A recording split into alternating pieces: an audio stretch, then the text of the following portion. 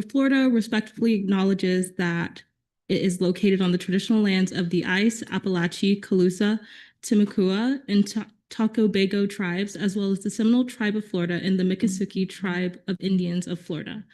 Roll call and verification of quorum, Chair Guglio. Excuse me? Luke Paul, Present. Anna Reed, Present. Olivia Smith, Present. Angelia Varshis, Present. Gabriel Casimiro, Present. Christopher Corelli, Present. Samuel Juliqueur, Present. James Kapanos, Present. JC Lim, Present. Hasra Sadvika, Here. Nona Scott, Present. Ni Chow, Present. Shivi Jain, Present. Owen Sherman, present. Danae Smith, Present. Arwa Ali, Present. Melva D, Present. Jason Hamid, present. Ryan Kaufman, Present. Nicholas Lucht, present. Jordan Metellus, present. Kai Prohl, Present. Peter Rorkasa,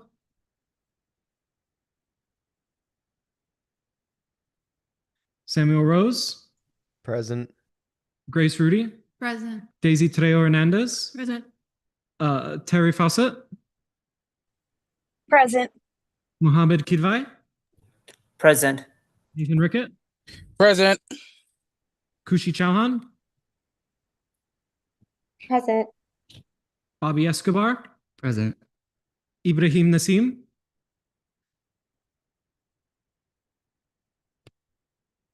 Katrina Wanjan, Present. Ella Weiderberg, Corson Green, Diana Wynn, Present. Anthony Bonaventure, present. Veronica Perez, Present. Halima Al-Quda, El Banesh, Jocelyn Candeloro, Present. Kirsten Courts, Present. Victoria Jones, Present. Angelique Leon, Abby Matthews, Present. Isabella McRae, Present. Spurthi Nursimadevra, Cameron Renda, Present. Alex Rosenblum, Maria Simmons, Present. Mila Teodorescu, Present. Juan Varela, present. Julia Zivan, Present. Jordan Lipner. 48 out of 57. Okay, before we get started, if you are able to turn on your cameras, please do. That can also be you people in person, so everyone can see you. Everyone take a look at last meeting's minutes, and is there a motion to approve last meeting's minutes? Oh, agenda. Okay. And everyone take a look at today's agenda, and is there a motion to approve today's agenda? All right. Anybody here wishing to speak in open forum? Seeing none, announcements from the student body president, President Lucy Blanco.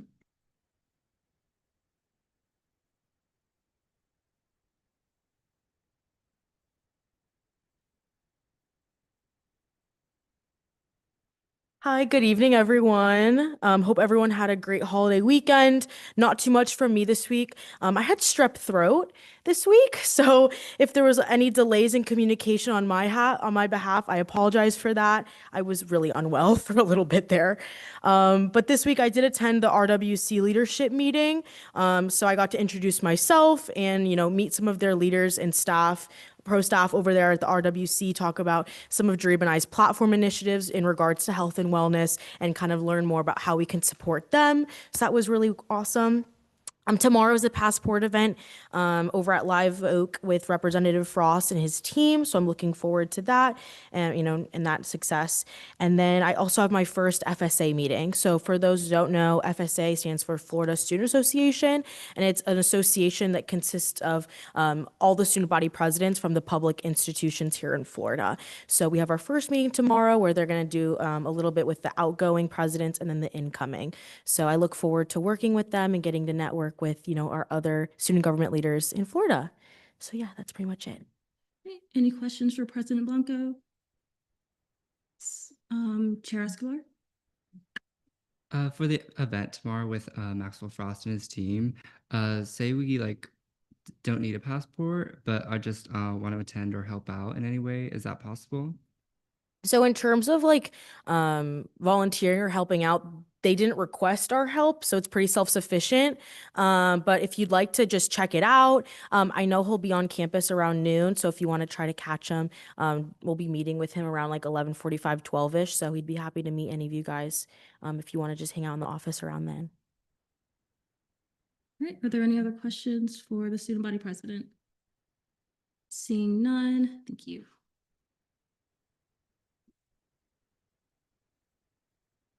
Announcements from the student body vice president, Vice President Benitez.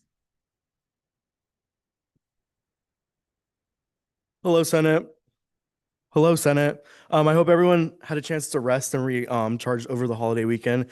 Very well deserved. Like President Blanco was saying, she was out sick for most of the part, so I took initiative in doing a lot of the meetings. So I first began speaking at all the FTIC orientations. So right now it's all the freshmen going through orientation, and then the transfer sessions will begin around June. So then we'll also be talking to the transfer students as well.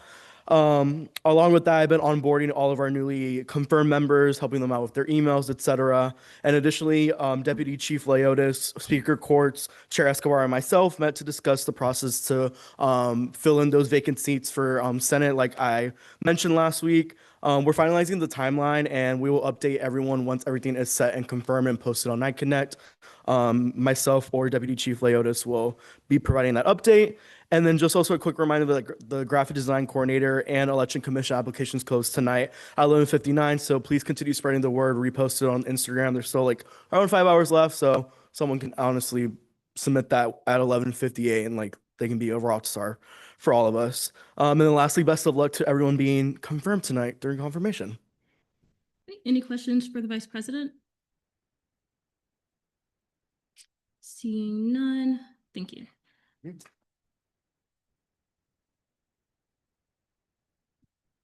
Comptroller's report, Comptroller Drinkwater. Good evening, everyone. Thank you so much for confirming me last week as your comptroller. I'm really grateful and excited for the year ahead. This week, I worked on creating master budget trackers for each branch to help us better monitor OPS and operations spending all in one place. I also met with Senate President Courts to talk through budget goals and how we plan to work together this year. I had a great meeting with Owen and Nicholas, our CRT and FAO chairs.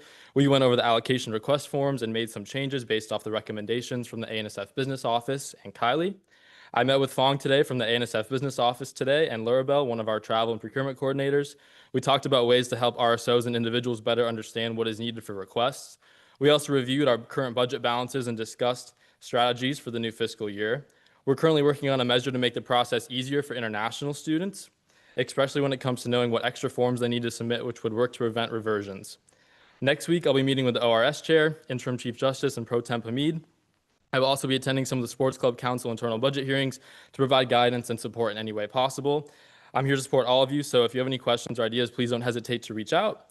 And then the current FAO account balance is $5,301.20 with a reversion rate of 4.43%.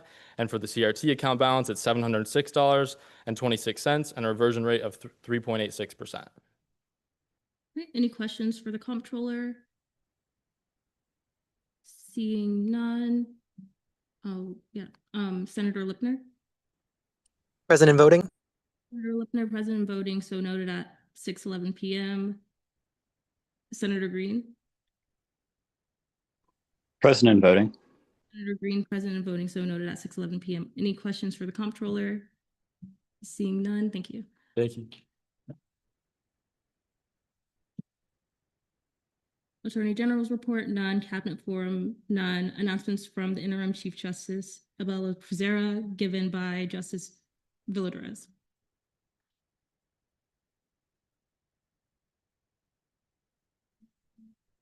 Hello. Okay. So Bella says, "Hi, Senate. Apologies for not being able to be here this evening. The judicial branch has been steady in its operations since last week, the main focus now being on the upcoming judicial appointee confirmation process. Congratulations to the newly confirmed and best of luck to those going through confirmations tonight." Any questions for Justice Villa-Torres? Seeing none, thank you. Announcements from the Supervisor of Elections, none. Announcements from the Activity and Service Fee Committee Chair, none. Announcements from the Scholarship Committee Chair, none. Caucus reports, none. Announcements from the Senate President. Okay, hi guys, just a few things from me. Again, I'm expecting all of you to be professional and respectful for the duration of this meeting. Please only use the Zoom chat for technical issues or concerns, as having conversations in the chat still goes against decorum. If able, please turn on your cameras, but ensure that you're able to maintain a professional demeanor. And we can have fun during the end of the meeting after confirmations.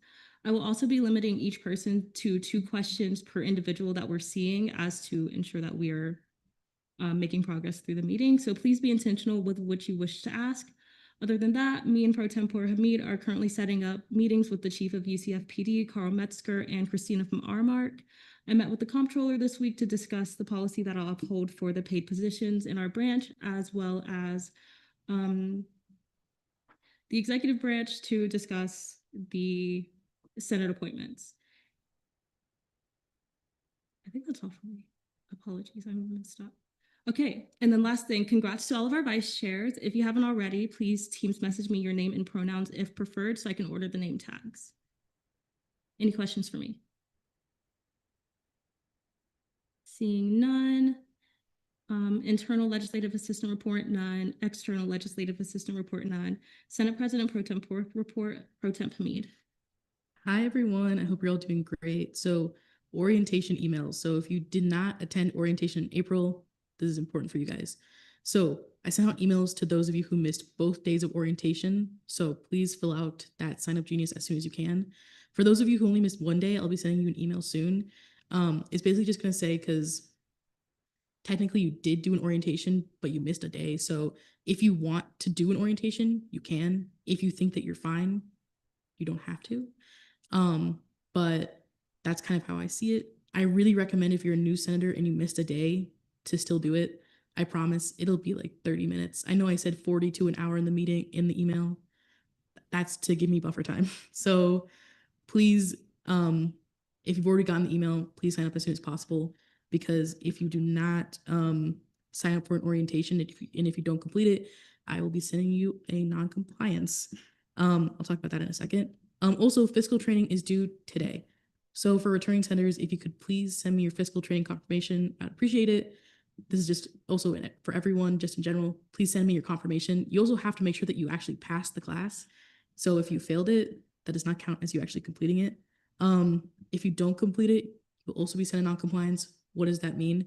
So basically that just means that you are not in compliance with the statutory duty that you have to do, that being fiscal training or orientation or ethics training.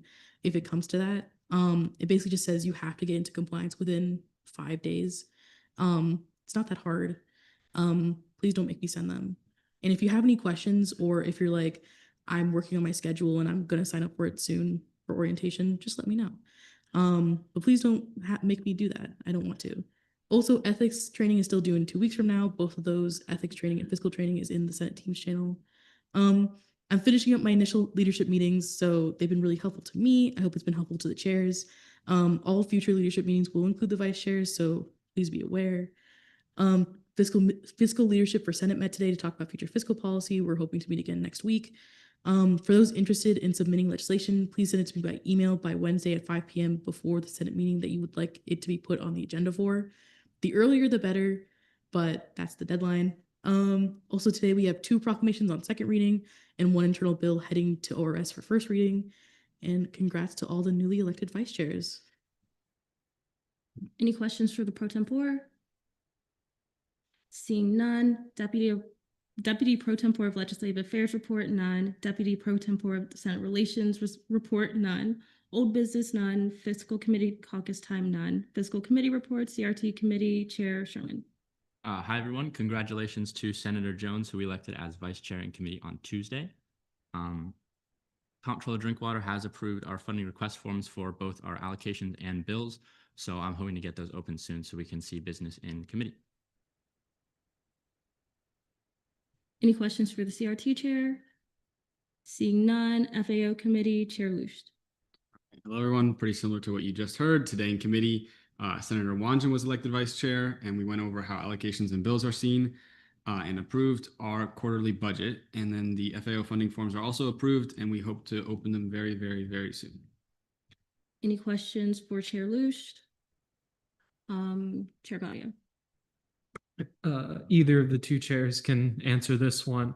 Were there any changes of note that were made to either of the request forms? It was just things like making sure that no reimbursements was like all capitalized so that like people understood that.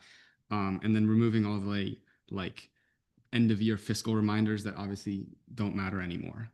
So nothing of like substantial. Oh, and adding you have to write the names of the 2 financially trained officers that you have in your organization. So Any other questions for the FAO chair? Seeing none, ORS committee, Chair Rose. Hi, everyone. So today we elected Senator Scott as vice chair. Big congrats to him. And then we went over just basics of ORS. Hopefully we'll start up next week with some actual stuff.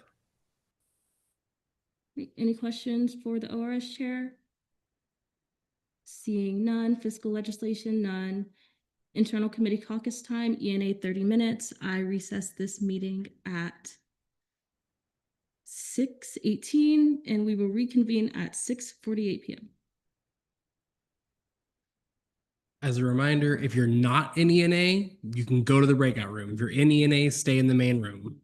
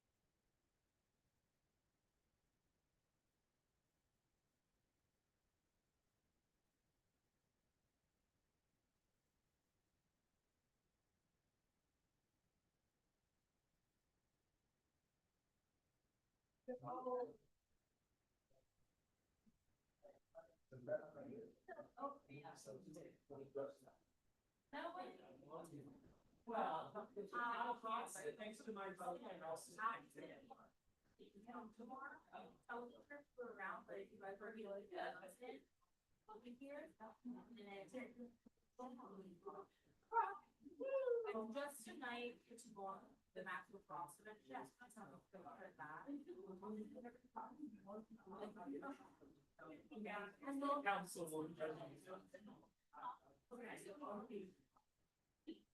I told you to make sure you knew you wanted to come. He didn't really, right on the platform. Yeah.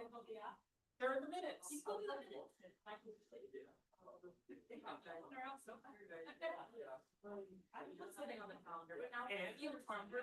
Can everyone quiet down?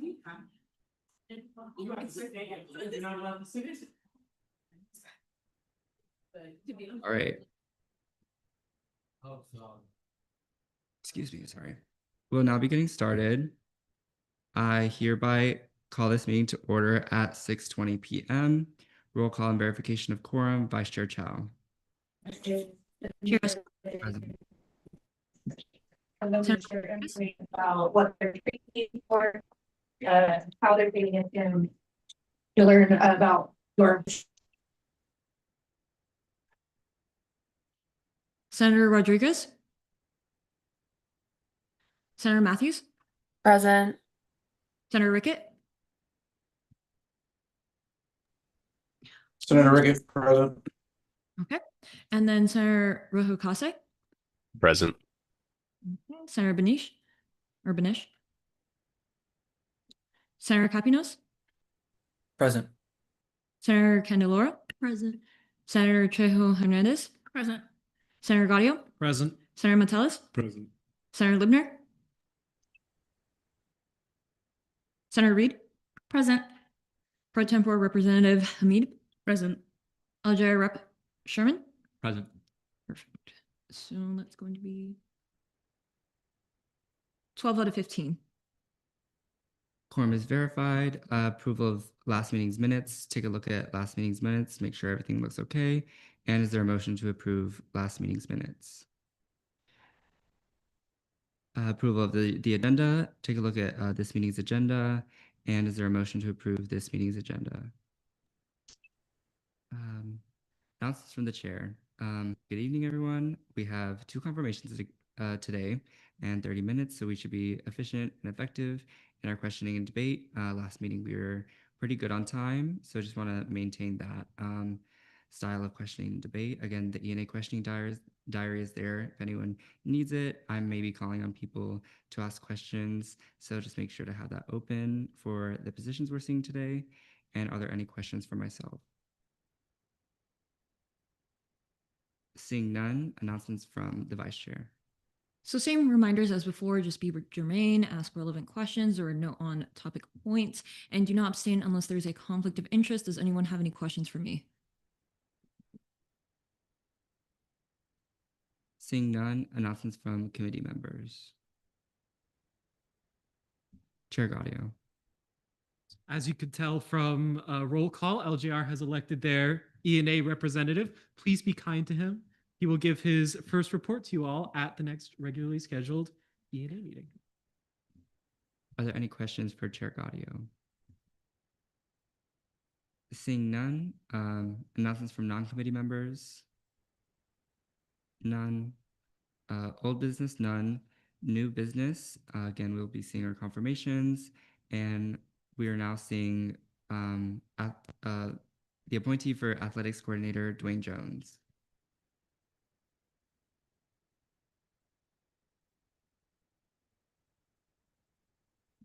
Is there a motion for speech questioning debate?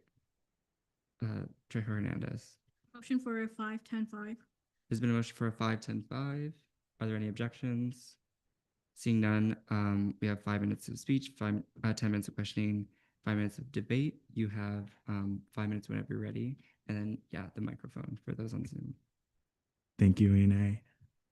Good evening, Senate. My name is Dwayne Jones, and I'm a rising junior majoring in electronic journalism with a minor in political science. I grew up in a small area called Dover, Florida, a few minutes outside of Tampa, surrounded by nothing but strawberry fields and horses. I am the son of a pharmacist, an educator. Drive and hard work were instilled in me through my parents, and growing up, I saw them attain a combined 6 degrees. As a transfer student, I knew I wanted to get involved with student government because of the positive impact I could have on our student body. My passion for athletics has been a large part of my life ever since I was a little kid participating in youth sports, and I quickly realized I was not meant to be on the playing field, but instead involved from afar.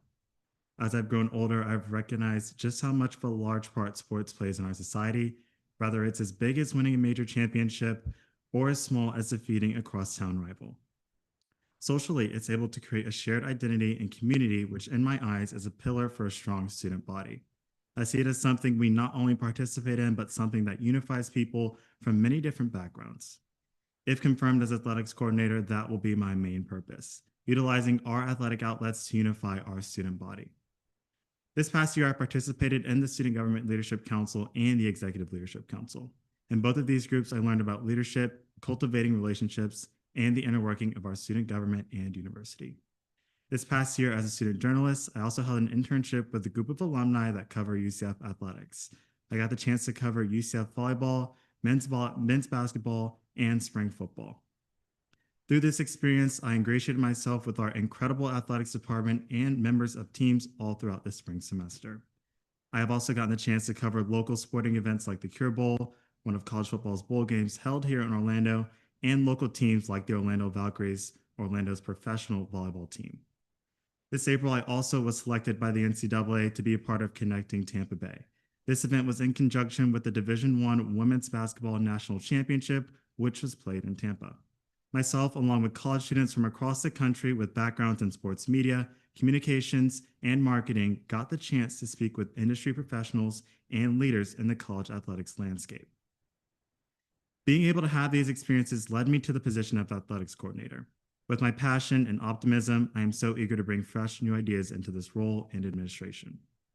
My proposed initiatives target 3 goals. promoting health and wellness, preserving tradition and pageantry, and growing spirit and morale. My goal of promoting health and wellness will come from the relationship between student government and the Recreation and Wellness Center. If confirmed, I plan on encouraging a healthy school activity balance by hosting events that highlight RWC activities, events, sports clubs, and intramural sports. I would also work hand in hand with the Sustainability, Wellness, and Innovation Coordinator to promote wellness initiatives throughout the school year. Preserving tradition and pageantry, as well as growing spirit and morale, will come from initiatives centered around scheduled athletic events. That includes continuing to host tailgates during baseball season, handing out merchandise and giveaways throughout the year, and introducing a new event, Frost Warning. Frost Warning is an initiative that will replace our current SGA football tailgates with a campus and community-wide celebration the night before selected football games. It also pays homage to our new / returning head coach, Scott Frost. This event will take place on Knights Plaza and include food trucks, live bands, the Marching Knights, Spirit Team, and guest speakers. Speakers include, but are not limited to, head coach Scott Frost, selected players, university admin, and our student body president and vice president. If confirmed to this role, I would also continue to grow and maintain the relationships and connections the athletics coordinator holds, working alongside our athletic boosters and shareholders when fundraising initiatives are held, bridging the connection with the Alumni Association, and continuing to involve students from our satellite campuses. All in all, I am grateful and incredibly excited for the opportunity, if confirmed, to step into the role of athletics coordinator. I am both honored and excited by trust placed in me, and I will be committed to contributing even more to our program's growth and success. I'm eager for the chance to continue supporting our athletes, promoting a positive athletic culture, and helping our beloved university reach new heights. Go Knights, charge on. Thank you, Speaker. Chair, and I now yield my time. We are now in 10 minutes of questioning. Senator Metellus. Hi, thank you for joining us. So with your Frost Warning initiative, which seems very interesting, that caught my eye. Since that's a new thing that will come to campus and it seems very big, are there any like alternatives or details that you're planning on changing if, let's say, like this couldn't happen, or backup events, or essentially. Thank you so much for the question, Senator. Yes, so our backup plans related to it, I feel as though the current tailgates we were having, the attendance wasn't there. It's not what we were necessarily looking for. So if it's not necessarily able to be held on Knights Plaza for, say, there are areas we can move it to on campus, such as Memory Mall or other areas. And there are also other alternatives if certain things don't get approved to use during that event. Senator Reed. Hi, thank you so much for being here. First of all, I love that you're a sports journalist. Second of all, looking through your initiative, I'm just wondering if you have any types of ideas on how to uplift some of our women's sports that might not get the same attention as some of our other male-dominated sports. Thank you so much for that question. Women's athletics is just as important as any other sports that we have here on campus. So I plan on working closely with the Women's Caucus to make sure those events are uplifted as well. And also I plan on hosting an event that works with bringing out those sports that we have so that we get higher attendance at those sporting events. So a rewards program that students can participate in for attending those lower attended sporting events that we have here on campus. Senator Lipner. Merchandising opportunities. I wanted to ask whether you are planning on doing those only for men's sporting events or also interested in opening those up to women's sporting events. Senator Lipner, the beginning of your question was cut off. Sorry. Could you repeat Oh, that? sorry about that. Essentially, I saw that you have in your proposal initiatives to create merchandising for some events. Do you plan on making those events only for men's sporting events or also including women's events in that process? Thank you so much for the question, Senator. Those can be used for either events as well. It just depends on what the schedule looks like. But yes, I do plan on including merchandise for those events. And also, like I said, the rewards program would kind of be tailored towards that as well. So students have those opportunities to receive merchandise through that as well. Also, Senator Lipner, are you present and voting? Sorry, we didn't get you for roll call. Oh, sorry. Yes, I am. I'm currently driving. My bad. You're good. Senator Lipner, present voting, so noted at 6:31 p.m. Senator Metellus. Move to debate. There's been a motion to debate. Are there any objections? Seeing none, we're now in 5 minutes of debate. Senator Metellus. I'll be voting in favor of this candidate. I'm extremely impressed with these initiatives, and they're so thorough and thought out, like down to the time that things will happen. And it's almost like he has a position already with the amount of detail that he's thought of. And I am very interested to see how many of these would work. I think a homecoming parade. I'm actually surprised that it wasn't here already. Like that's something I never thought of until I just saw that. I'm like, wow, that makes so much sense. My high school actually had one, but yeah. And then the frost warning. That's super creative. I really hope that all of these are feasible and can happen in the capacity that they're detailed here, because I think they're great. I think this candidate has a good head on his shoulders and knows how to plan events and has a lot of history with athleticism and journalism in general. So I think he would be great for this role. Senator Reed. Oh my gosh, sorry. So yeah, I'll also be voting in favor for this candidate. I was utterly blown away by this proposal as a whole.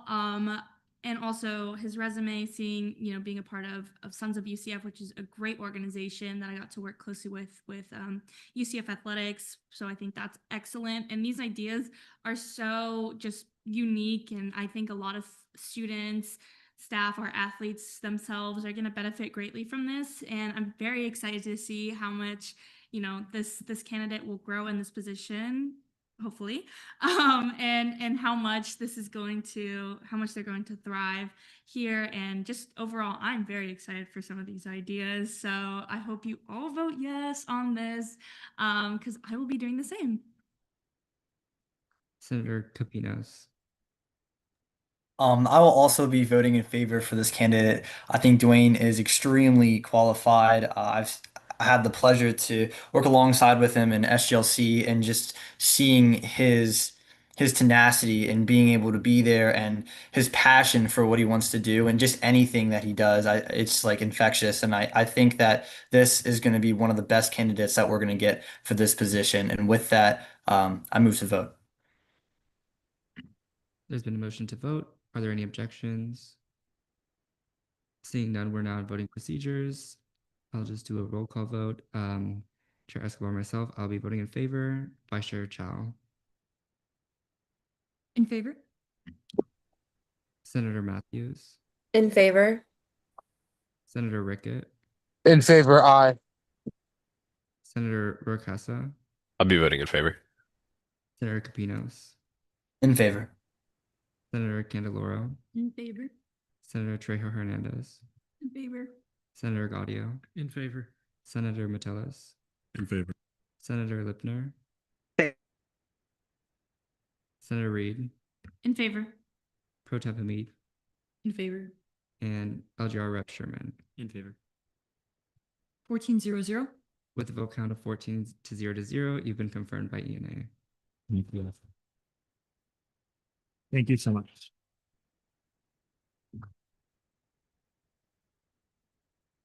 We will now be seeing the appointee for Safety and Transportation Coordinator, Emily Lopez.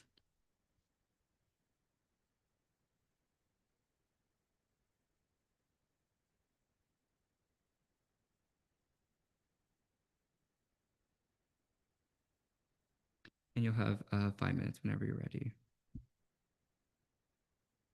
Hello, everyone of ENA Committee. I want to thank you all for your time and being here today. My name is Emily Lopez. I'm a business management major with the minor in public administration, and I'm speaking as the appointee as a safety and transportation coordinator. From a young age, I have always believed in the power of using my voice to be an advocate for others in the community. This value was instilled in me by my mother, who has been my greatest inspiration. Despite immigrating from the Dominican Republic and facing language barriers as a native Spanish speaker, she never hesitated to speak up and make her voice heard. Watching her navigate through those challenges with strength and determination taught me the importance of advocacy, resilience, and leadership. Her example has driven me to find my own voice and use it with purpose. It's not just about being heard, it's about making space for others, especially those who are often overlooked.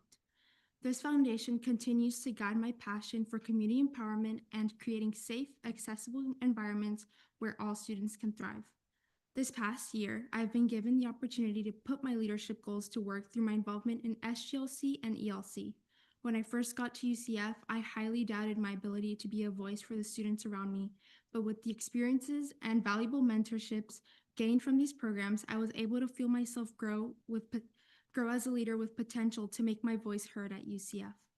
The values of advocacy, resilience, and leadership are vital to the role of the Safety and Transportation Coordinator position. The job of this position is not only to relay information regarding to safety and transportation practices to students, but also to put students' needs first. My vision for this position is to ensure that students don't have to worry about their well-being when commuting to classes, interviews, or future opportunities that lie ahead of them at this institution. No student should have to carry fear on their backs on this campus. If appointed to this position, I hope to continue the inter-branch efforts of student government by lifting that weight off of their shoulders. Safe environments foster student success, and that success reflects the values of UCF. This past academic year, I got the opportunity to serve as Nighthon Chair of SGLC.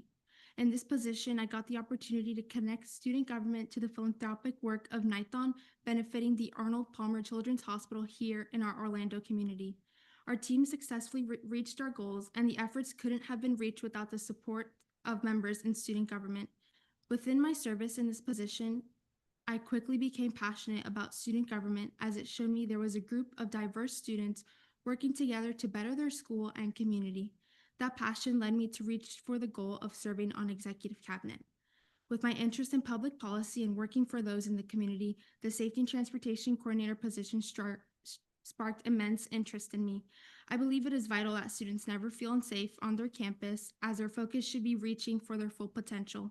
If appointed to this position, I look forward to working with UCF Parking and Transportation Services and the UCF Police Department, and the numerous contacts within our community working to make campus a lot more safer and accessible for our students. I use my experience as a first-year student to point out the changes I like to see around campus in terms of safety. As someone who resided in the Libra community, I frequently felt unsafe when walking past the Mathematical Sciences building to my dorm, as it was too dark to see a couple of feet ahead of me. I also took notice to how some areas on campus were missing emergency blue light phones. If appointed to this position, I look forward to conducting surveys that record the ideas and concerns of students so that I can create a guided course of action in terms of initiatives I've planned for this term. I also look forward to collaborating and continuing initiatives with members of the different student government branches, such as the Student Body Advocacy Committee and the Women's and Disability Caucus of Senate. I want to thank you all for your time and viewing my proposal and listening to my speech. I now yield my time. Thank you. We're now in 10 minutes of questioning. Senator Gaudio. 2 questions, if I may. You may. So my first question is, reading through your proposal, a lot of these are dependent on someone else footing the bill.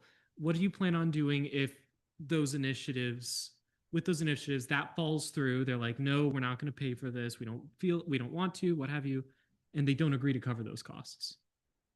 I think it's important for me to kind of use students' voices as a source of redirection. I plan on conducting Qualtrics surveys that will allow me to see what students want to see changed on campus, and I can use that as redirection in case that initiatives can't be carried out.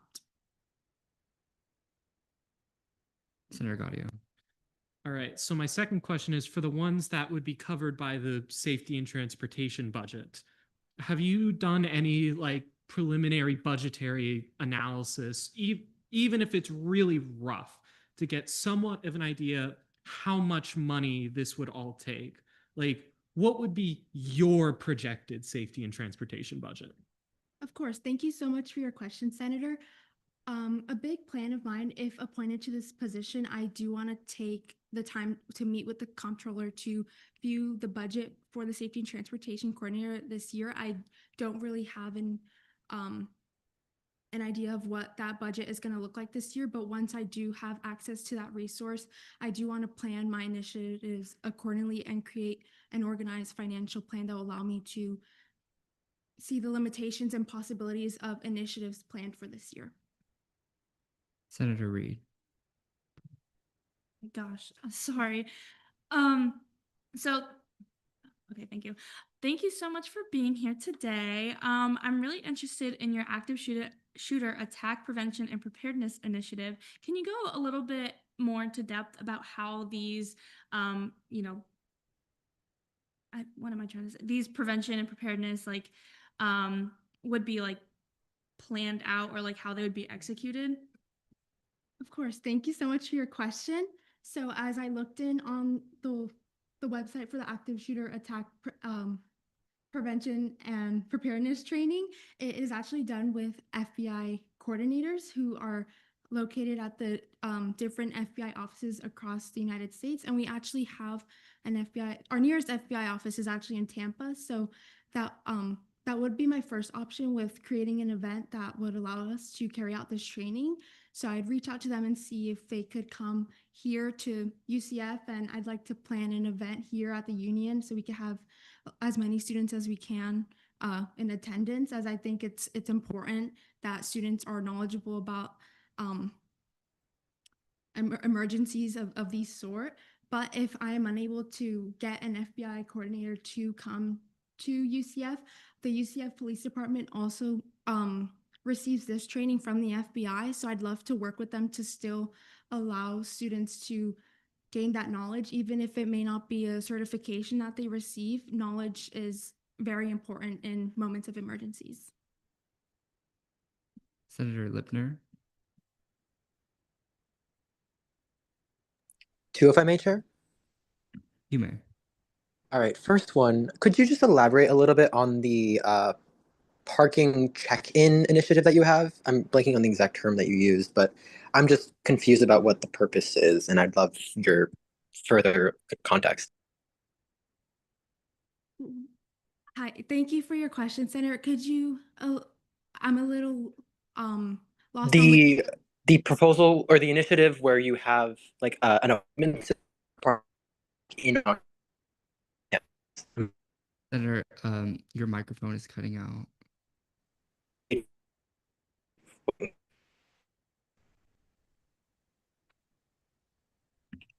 Alrighty, is this better? Yes. Awesome. I'm a little confused about the appointment system to have your car checked up on by parking services. Can you explain the purpose of this and what you're trying to mitigate? Of course, this was actually an initiative that was inspired. I was actually inspired by Lucy Blanco and Jory Benitez and their Lead the Charge initiatives. So basically what this initiative does, it allows students to kind of check up on how their car is doing. You know, sometimes you've got it sitting in the garage for a couple of days, as UCF students do rely a lot on walking around campus. This would more so go towards students who reside in the various living communities, but it would be a helpful tool for them to kind of just check up on what tune-ups their car may need. I do plan on working with the UCF Parking and Transportation Services to see if this is attainable, and also working with nearby mechanics to see if we could come up with a system that allows students to have these small checkups, and as well as like getting their the information needed to get their cars fixed. Senator Lipner. Thank you, Chair. The second question is regarding Libra Garage specifically. I also lived in Libra my freshman year, and I was very familiar with many students who felt unsafe about walking back from their cars at night. Do you have any concerns about that as well? And do you have any ideas for how we can maybe solve that concern? Of course. So I would love to tackle that Libra area, that area between the garage and the living community itself. I feel like it could use a lot of illumination as well. So I feel like it could feed into the other initiative that I've included on my proposal regarding to illuminating campus. And that initiative has been started from various student government agents that have come before me. And I really look forward to continuing those initiatives, as work still needs to get done at UCF. And I believe that as well. Yes. Senator Metellus. Thank you for joining us today. And I wanted to ask if you could go more into detail about your signage and lanes for scooters and bikes. I see in the description how you want to have a lot of signs explaining like that scooters and other micro mobility is in the area, but could you go more into details on how you think like lanes might work? And also, could I have a follow up if after? You may. Yes, I'd love to work with parking and transportation services to see what the possibility would be for the lanes. I feel like they would increase mobility across campus. I feel like we've all come into contact with bikes weaving through us, and I feel like the lane system would improve people's transport to and from classes, and as well with the signage that you asked about. As per the UCF Parking and Transportation Services website, the Mercury and Apollo circles here on campus have a speed limit of 10 miles per hour, and I would like for that signage to be included on campus so it's visible for students so they don't forget what rules are in place, and so we're protecting student safety to and from classes. And my second question, with those lanes, I know from my talks at UCFPD about similar initiatives that they're frowned upon people using micromobility on campus, so they don't often like to have initiatives related to that. So if there's a case that there's pushback or anything, how would you combat it or come up with alternatives? With other alternatives, I guess I would look at other initiatives that I may have not touched yet upon that year. I do look forward to making changes to my proposal. I feel like students' ideas and concerns are constantly changing on campus, and I really want to make it a goal of mine to be in the loop with them and really know what's going on so I can cater to their needs so that UCF can be as safe as possible for them. Senator Rorcasa. So I was just looking over your proposals and I'm a huge fan of them, but if any of them are, passed or enacted, is there a specific plan in place to kind of get the word out to students, maybe through social media or through email? Of course. So thank you for your question. If appointed, I do look forward to working with the Division of Communications of Student Government. There is a team well equipped with people with the skill sets required for creating graphics that are engaging for students, as well as videos that are eye-catching. I feel like in today's day and age, a lot of students engage with content that is short but really gets a message across. So I feel like that's the direction I want to take with content I put out regarding to safety and transportation so that students can get them as quickly as possible. There's seeing that there's 20 seconds left and there are hands up. Is there a motion? Senator Trejo Hernandez. Motion to extend questioning by 8 minutes. There's been a motion to extend questioning by 8 minutes. Are there any objections? Seeing none, we're now still in debate. Senator Candeloro. Thank you. I just had a question about your active shooter attack initiative. I think it's so important because most students here don't know what they would do if they weren't necessarily in a classroom or like say in the library. So how would you hope to like gain traction for this event, like perhaps an incentive so students would actually go? Of course. Thank you for your question. I would love to have some sort of merchandise that really drives students to come to this event. Although it is important, a lot of students may overlook it, but I've found with my experience in SGLC and ELC that students are drawn in when they have an incentive for something. Although it is like rough to say that students won't come if it's like for that, but merchandise is something that students are drawn to. So I would love to include it within the event. Also, if there's snacks provided for students as there may be movement going on in the training, just to have people engage is really the goal for this, as I want them to get as much information as possible. Senator Reed. Okay, so I have a quick question about your campus RSO bus rental initiatives. You say that students will be able to request a UCF shuttle to bring them to their destination. Do you have any types of, I guess, provisions in mind or something that you'd want to enact to ensure that our shuttles are being, used properly, I guess is the way I'm saying it, and like kept up, but also, if they're not taking students to like their housing, like what will like replace them and that type of thing? Thank you so much for your question. This is something I do want to work closely with parking and transportation with, as I do need to find what their availability is for shuttles. But I do want to see what their ideas are on that part as well. But if I do get to carry it out, I think it would be a great initiative, as we have numerous IM teams that may have to travel to different schools, or if they might want to change of scenery. It's just it goes on like a case by case basis. Every student may have different, RSO may have different needs, and I'd love for students to have the ability to travel together as a team, as it does increase safety, as having a lot of people driving in separate cars can increase the risk of accidents on the road. So having everyone traveling together is a great way to get people together at the same place at one time. Senator Lipner. Do you have any concerns regarding EV charging availability on campus? And do you have plans to improve it over your term? Of course. Thank you for your question. Electric vehicles are on the rise as people are trying to be a lot more environmentally conscious. And I would love to, if appointed, to increase the number of electric vehicle charging stations. I feel like it would be a great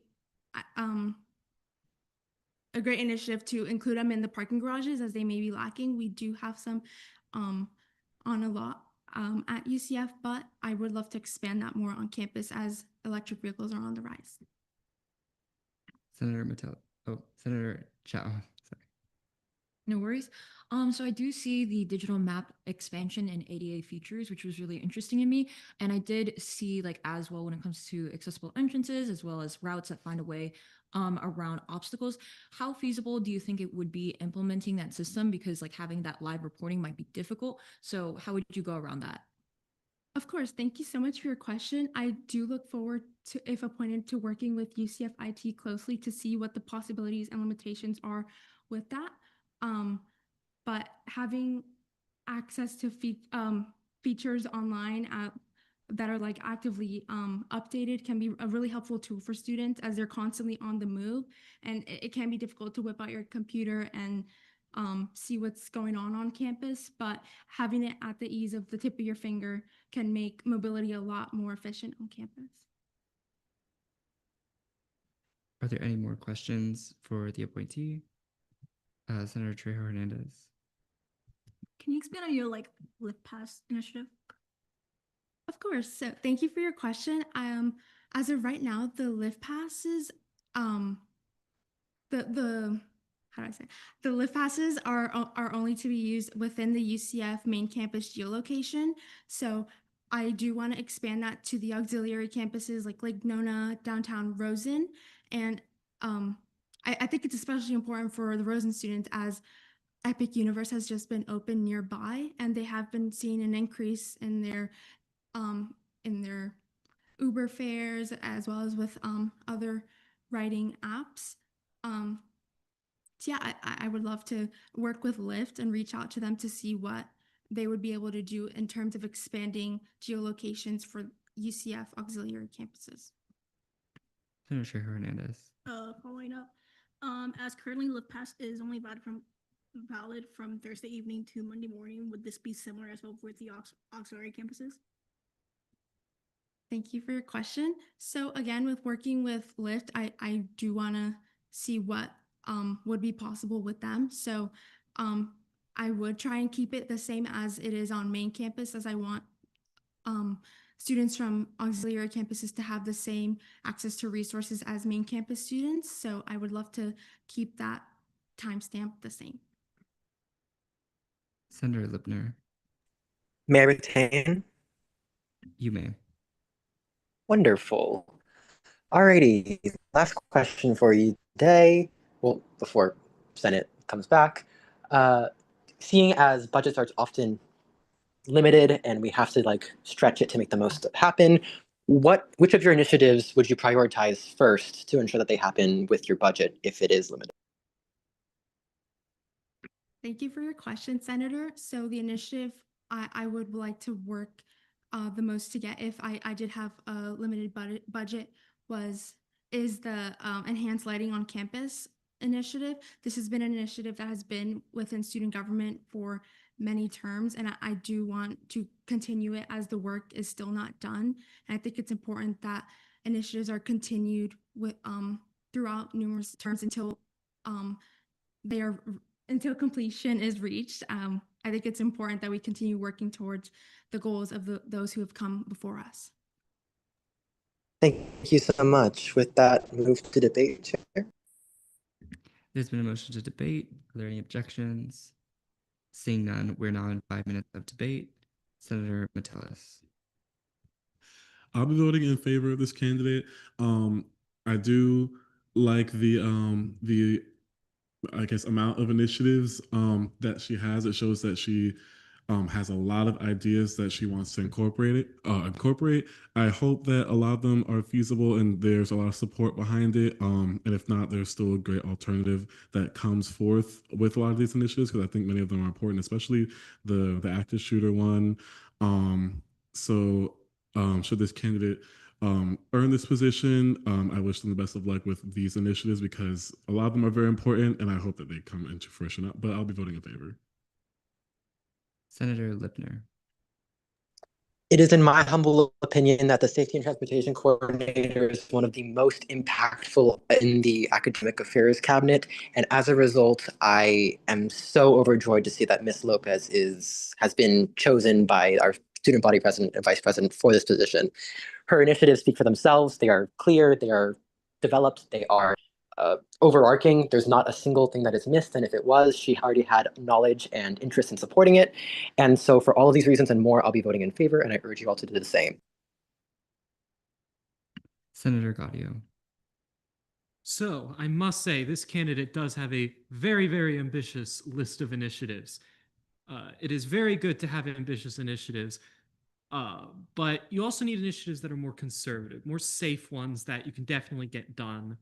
And I do not have confidence inspired in me with how ambitious it is in almost everything. A lot of it is dependent on other people footing the bill, and that really rubs me the wrong way. To put it bluntly, the candidate didn't do any basic budget work beforehand. I understand the candidate's not going to know what the actual budget will look like, but when you have so many initiatives that demand the amount of money that this will probably need, you should have some sort of, I suppose, plan to say, this is around how much money I'll need, and it should be a reasonable amount. Of course, your actual amount will almost definitely be different. You can't predict that, but it's like engineering. You don't know how much the contract will be until you get it, but you still have to keep cost in mind. To me, it feels like a bunch of things are being thrown out, and the actual, all right, here's what we'll actually do is going to come later, rather than trying to accomplish a full list of initiatives first and then adding on later once you have them all done. I urge the rest of the committee to give some due diligence to that and consider the actual achievability of these initiatives, the thought put into them, and to, I suppose, look past the shiny paint, if you will. Senator Reed. Okay, so I will be voting in favor of this candidate. I think because a lot of the candidates coming in for cabinet don't have access to the budget, it is really hard to say, like, this is how much money I'll have to be able to do this, this, and this. So these are just rough estimates of what these individuals are able to do. And with that, I do believe that, once this candidate will get access to the budget and be able to take a full look logistically at everything, it'll be easier to know where this money can go and what initiatives can come into fruition and things like that. I think there are a lot of initiatives on here that will be accessible to be done, especially like continuing the Walmart shuttles and the safety and accessibility walks with Senate caucuses, as well as my personal favorite, which is the safety keychains, because that's something you don't really think about that often, and X, Y, and Z thing. And so I think that overall this proposal is really good. I really appreciated how this candidate had in the first month, like what they plan on doing. I do understand the concerns of my previous senators. However, I do, have faith that this candidate will be able to execute these initiatives fully and in good faith and things like that, because I do agree that safety and transportation is a huge deal, especially on a large campus such as this. And with that, I will be voting yes, and I do encourage you all to do the same. Is there anyone else wishing to speak in debate? Pro Tem Hamid. Move to vote. There's been a motion to vote. Are there any objections? Seeing none, we're now in voting procedures. I will be voting in favor. Vice Chair Chow. In favor. Senator Matthews. In favor. Senator Rickett. Against. Senator Rocasa. In favor. Senator Capinos. In favor. Senator Candeloro. Favor. Senator Trejo Hernandez. In favor. Senator Gaudio. Against. Senator Metellus. In favor. Senator Lipner. In favor. Senator Reed. In favor. Pro Tem Hamid. In favor. And LGR Rep Sherman. In favor. With a vote count of 12-0. You have been confirmed by ENA.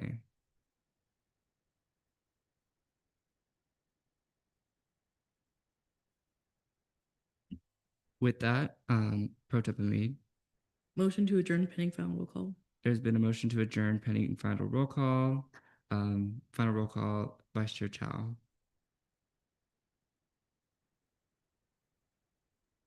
Chair Escobar. Present. Senator Rodriguez. Senator Matthews. Present. Senator Rickett. Senator Rojocase. Present. Senator Bonesh. Senator Capinos. Present. Senator Candeloro. Present. Senator Trejo Hernandez. Present. Senator Gaudio. Present. Senator Metellus. Present. Senator Lipner. Present. Senator Reed. Present. Pro Tempore Representative Hamid. Present. Oh, Senator Rickett present.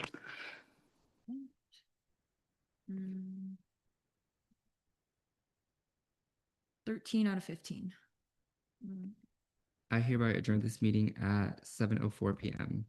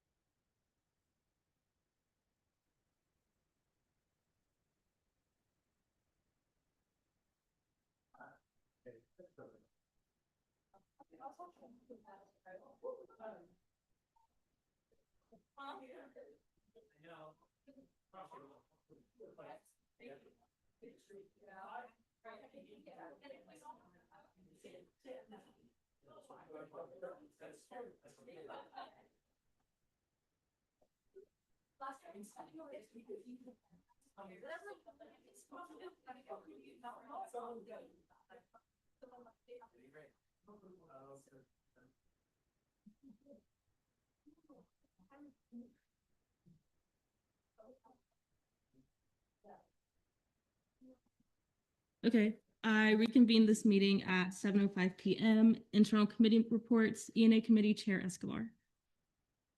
This week in ENA, we saw 8 confirmations in our caucus time today. Carly Berthiaume for Director of Student Affairs confirmed 9-0. Shivani Vicaria for Academic Affairs Coordinator confirmed 8-0. Dwayne Jones for Athletics Coordinator confirmed, sorry, let me find it.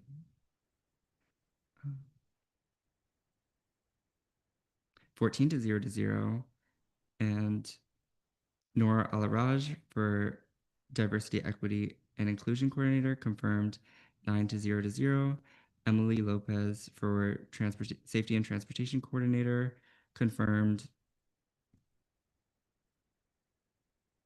Apologies.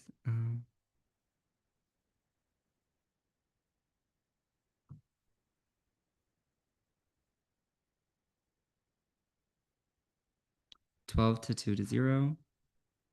And Ava Hendricks for Sustainability, Wellness, and Innovation Coordinator, confirmed 10 to 0 to 0. Gabriela Para for Digital Media Coordinator, confirmed 10 to 0 to 0. And Jorge Altuna for Attorney General, confirmed 11 to 0 to 0. Any questions for the ENA chair? Seeing none. GAP Committee Chair Varela. Hello, Senate. Massive congratulations to Senator Candeloro on being elected Vice Chair of GAP. The committee was relatively uneventful today. We had conversations about what we want the GAP newsletter to be, and you all can hopefully expect to see the first edition of that next week.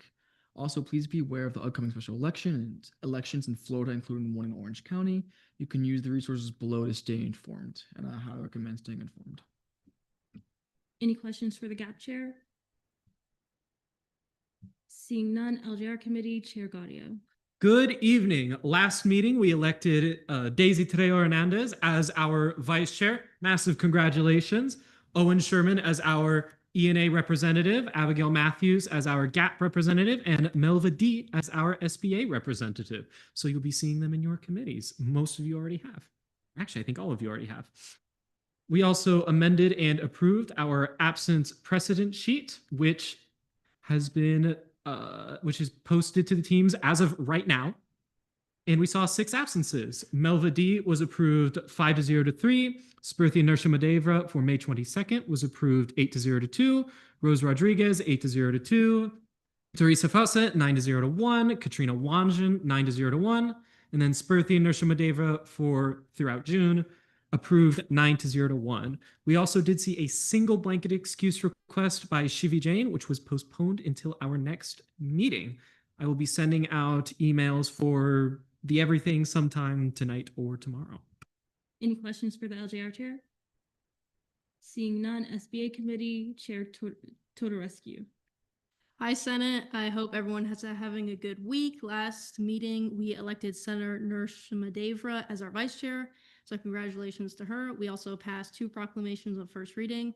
Proclamation 5701 was passed 10 to 0 to 0, and Proclamation 5702 passed 10 to 0 to 0. Any questions for the SBA chair? Seeing none, confirmations. First, we have Ryan Kaufman for Deputy Pro Tempore of Legislative Affairs. Oh, is there a motion for speeches, questioning, debate? Trejo Hernandez. Can I motion for a 5-15-15? There's been a motion for a 5-15-15. Any objections? Seeing none. Ryan, you have 5 minutes whenever you're ready. Before I start, am I able to motion to extend speech time by 2 minutes? There's been a motion to extend speech time to 7 minutes. Any objections? Seeing none, you have 7 minutes whenever you're ready. All right, thank you.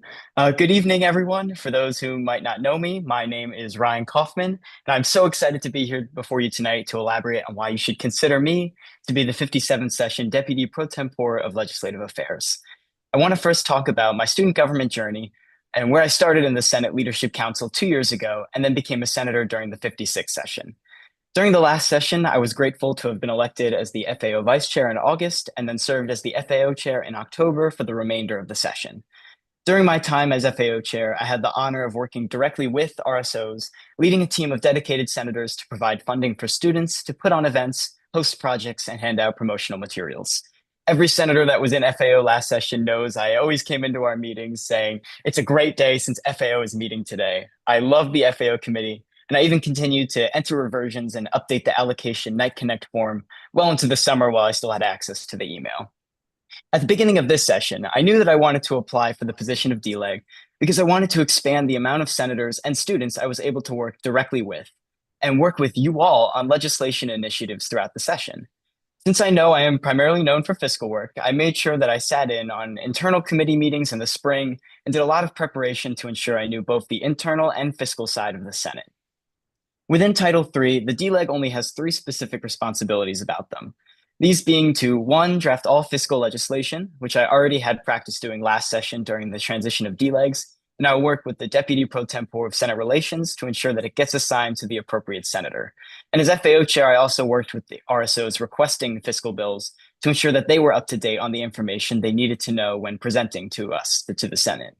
Number 2, to be a point of contact between the Student Body Senate and the Activity and Service Fee Business Office, which from being the FAO chair, I already have a strong connection to. And as I communicated with them every week, either in person or through emails about the Senate accounts. And 3, to review and advise student body senators on all internal legislation. I want to be available to everyone to answer questions regarding legislation and to be a helpful face when someone may have ideas for their first internal bill.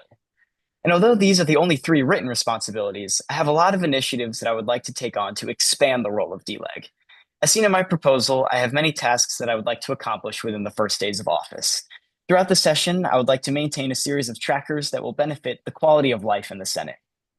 Sometimes it can be difficult to maintain specific legislation that was passed early on in the session, so having one tracker available to all senators that contains every piece of information from every legislation, including vote counts, titles, and links to the bills, will truly help us stay organized. And this legislation tracker can also help the Speaker and the Pro Tempore when determining points for senators who write legislation. Also, a fiscal tracker containing information from all the fiscal committees would help the Pro Temp's initiative of keeping track of everything in one place. In my confirmation materials, you will see example trackers I made for my interview, so you can see what these might look like and how they would function. I just updated them with some of last year's numbers for the fiscal tracker and the legislation seen so far this session. I also have initiatives that were not featured on my proposal that I thought of, including workshops and maintaining strong communication, either during the summer semester or very early fall semester. I believe it will be important to host both legislation writing workshops and fiscal workshops for all senators to attend.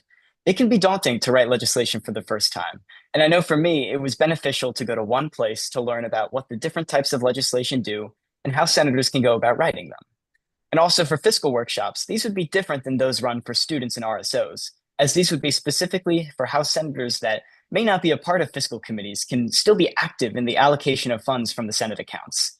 And lastly, I want to maintain an open line of communication.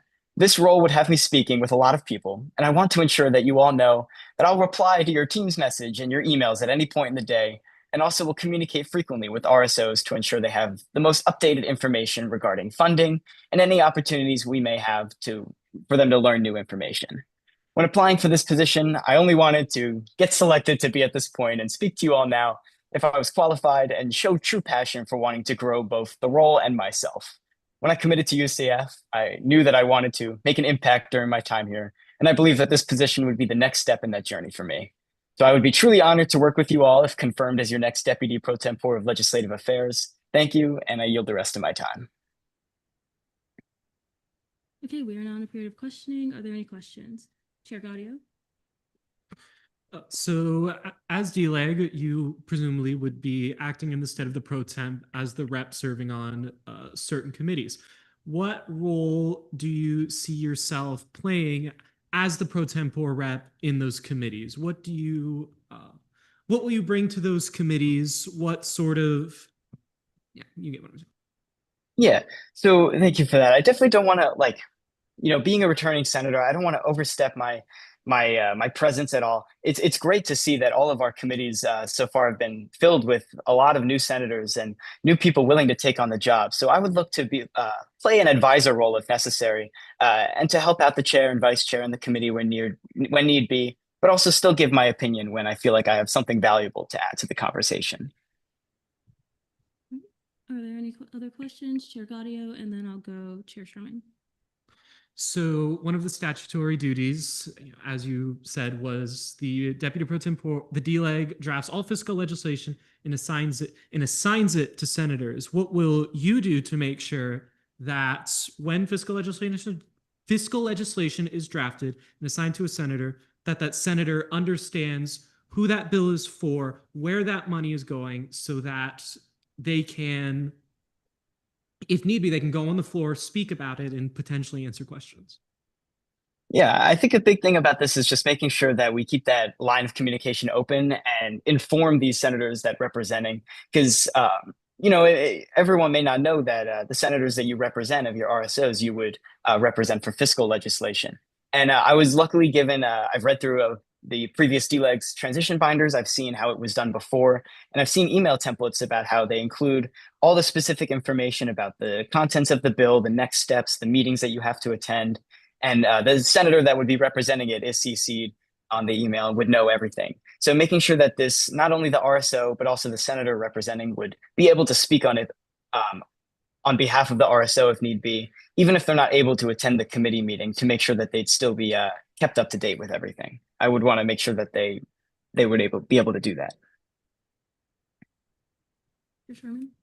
My question is, what types of legislation are sent to each committee? Yeah, thank you for that. So CRT would get fiscal bills for conferences and any internal bills relating to Title VIII Appendix A for the CRT appendix.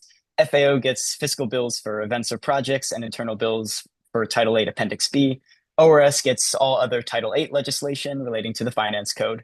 ENA is going to get internal bills relating to Title VI, the election statutes, along with a few other ones like Title III, Chapter 302, Title III, Chapter 306, and Title IV, Chapter 400. And then SBA is going to get proclamations and resolutions advocating on behalf of the student body regarding student and university affairs. And then GAP is going to get all legislation pertaining to local, state, or federal government, and also the legislative priorities. And then lastly, LJR is going to get all the other legislation not under the jurisdiction of the other committees, including all the other internal bills, resolutions updating the Senate rules, and special acts.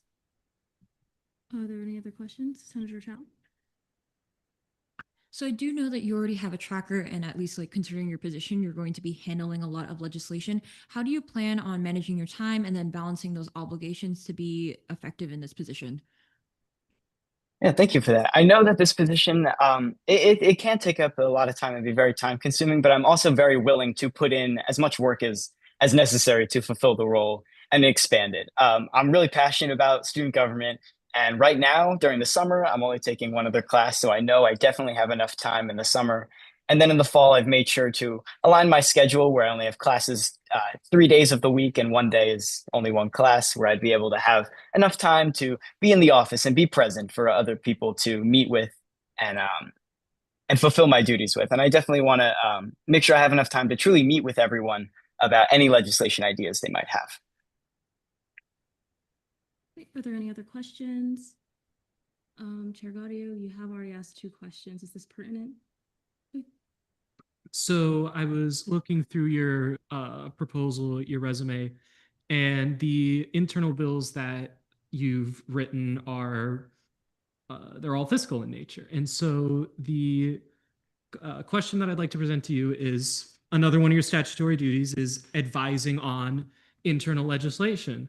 So can you elaborate more on what work you might have done with internal legislation and how you plan to sort of strengthen your knowledge of it so that you can fulfill that duty? Yeah, and I definitely knew coming into this, and again, speaking with you all tonight, that I have the bills I did write and I submitted in the proposal are all fiscal related. But I definitely wanted to, it definitely opened my mind to that these legislations they can seem daunting, but they're not difficult to write once you have an idea. So that's why I wanted to write them and send them through, and it was a great experience for that. But as far as internal legislation goes, I definitely worked with some of the internal chairs in the last session to make sure I had a good understanding of how that legislation works. And I do understand that knowledge takes time, and I am willing to put in as much time as necessary to learn everything. And whether that be in the next week where I quickly learn everything, but I do feel like I have a very strong understanding of internal legislation as we go. But I am always open. I love learning, and I'd be very open to learning even more about it. Senator Lipner. Thank you, Chair, and thank you, Kaufman, for being here and taking the time to do this. My question for you is, what steps have you taken to prepare for this appointment process, and what do you plan to do going forward to continue that learning process? Thank you very much. As far as coming into this, I knew that I wanted to, kind of like I mentioned before, I had a lot of the fiscal work. I wanted to expand my knowledge and do the internal side because I find it just as interesting as the fiscal side. I do love everything that the Senate does here.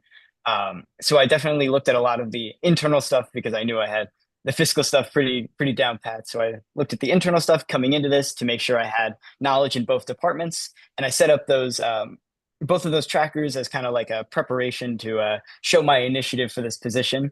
And then going forward, I want to make sure that I stay in communication with everyone. I know in my proposal I wrote that I'm going to reach out to all the chairs, and I still want to hold true to that if confirmed. And also just updating all the trackers regularly so that the Senate can have a better quality of life. And truly, and I know also I wrote in my proposal as growth, and the DLEG position can grow. If new initiatives come my way, I would love to open up and show everyone what I'm working on if new ideas come my way. Okay. Chair Hernandez. May I direct a question to Pro Tem Hamid? You may. Can you like give us insight into like this, like how you select the interview process and how you selected both your DLEG and DSER? Yeah, so whenever I would receive an email, I made sure to try and interview everyone. I had a rubric prepared before I received any materials to make sure that I had something prepared going into them. I also made sure that I prepared interview questions for everyone. And before I received materials and then after I received them, I would add questions based off of what they gave me.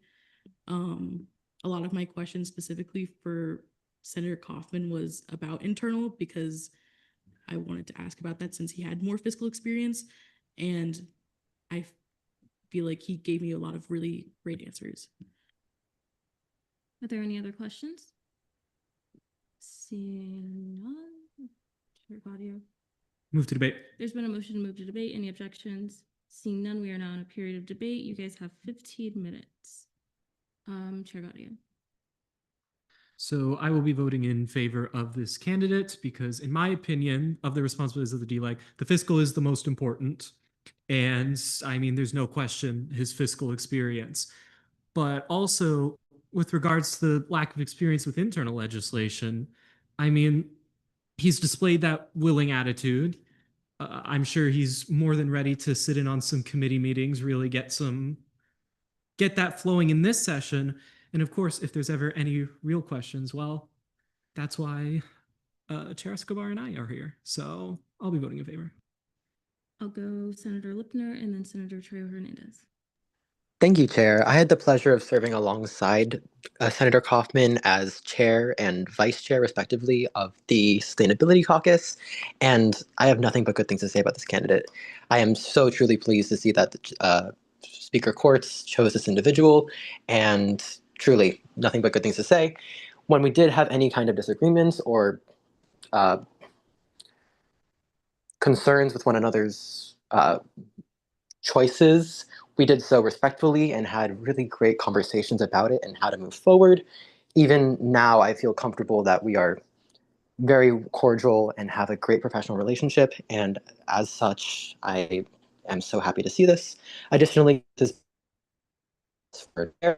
I have once again nothing but things to say. He had a role in a period of a lot of violence and the very course he took over with charge, clarity, and understanding.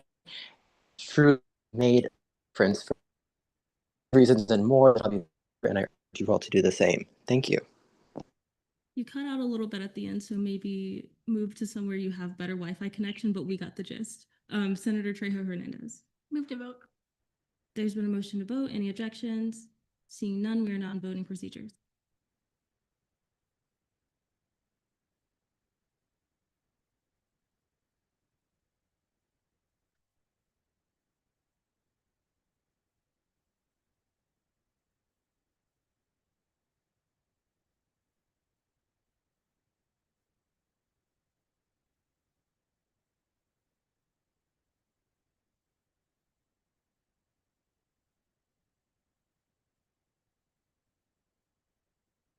Okay, with a vote count of 40 to 0 to 1, Senator Kaufman has been confirmed as the DLEG.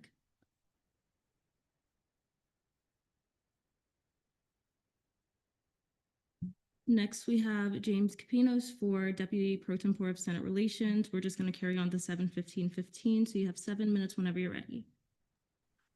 Thank you, Chair. Good evening, fellow senators. For those who do not know me, my name is Jimmy Capinos, and it is an honor to be before you all tonight.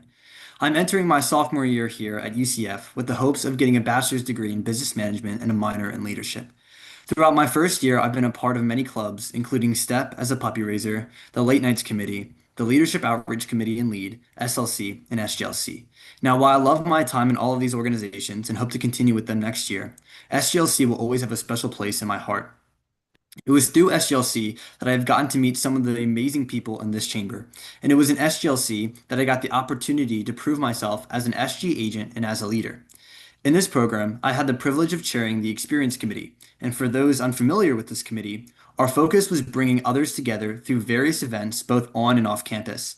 These events included things such as Beach Day, going to Disney Springs, the Last Night Standing, which was a UCF spin on Water Wars, and something I hope to continue in the years as a fun tradition. But I didn't seek this chair position because I wanted to be recognized, but because I thought I was the best. I did it because I have a genuine passion for bringing others together and seeing the good in people and helping them see the good in each other. This is exactly what I hope to do as Deputy of Senate Relations, to host bonding events to improve our understanding in each other and to help encourage the communication between senators and their RSOs to promote our mission in serving and understanding them. But really quickly, before I continue, I would like everyone to take 10 to 20 seconds and greet someone around them they might not know. Or if you do know them, give them a warm welcome and tell them how happy you are to see them again. Or if you're on Zoom, give them a wave and turn your camera on. Just 10 to 20 seconds, and I'll wait.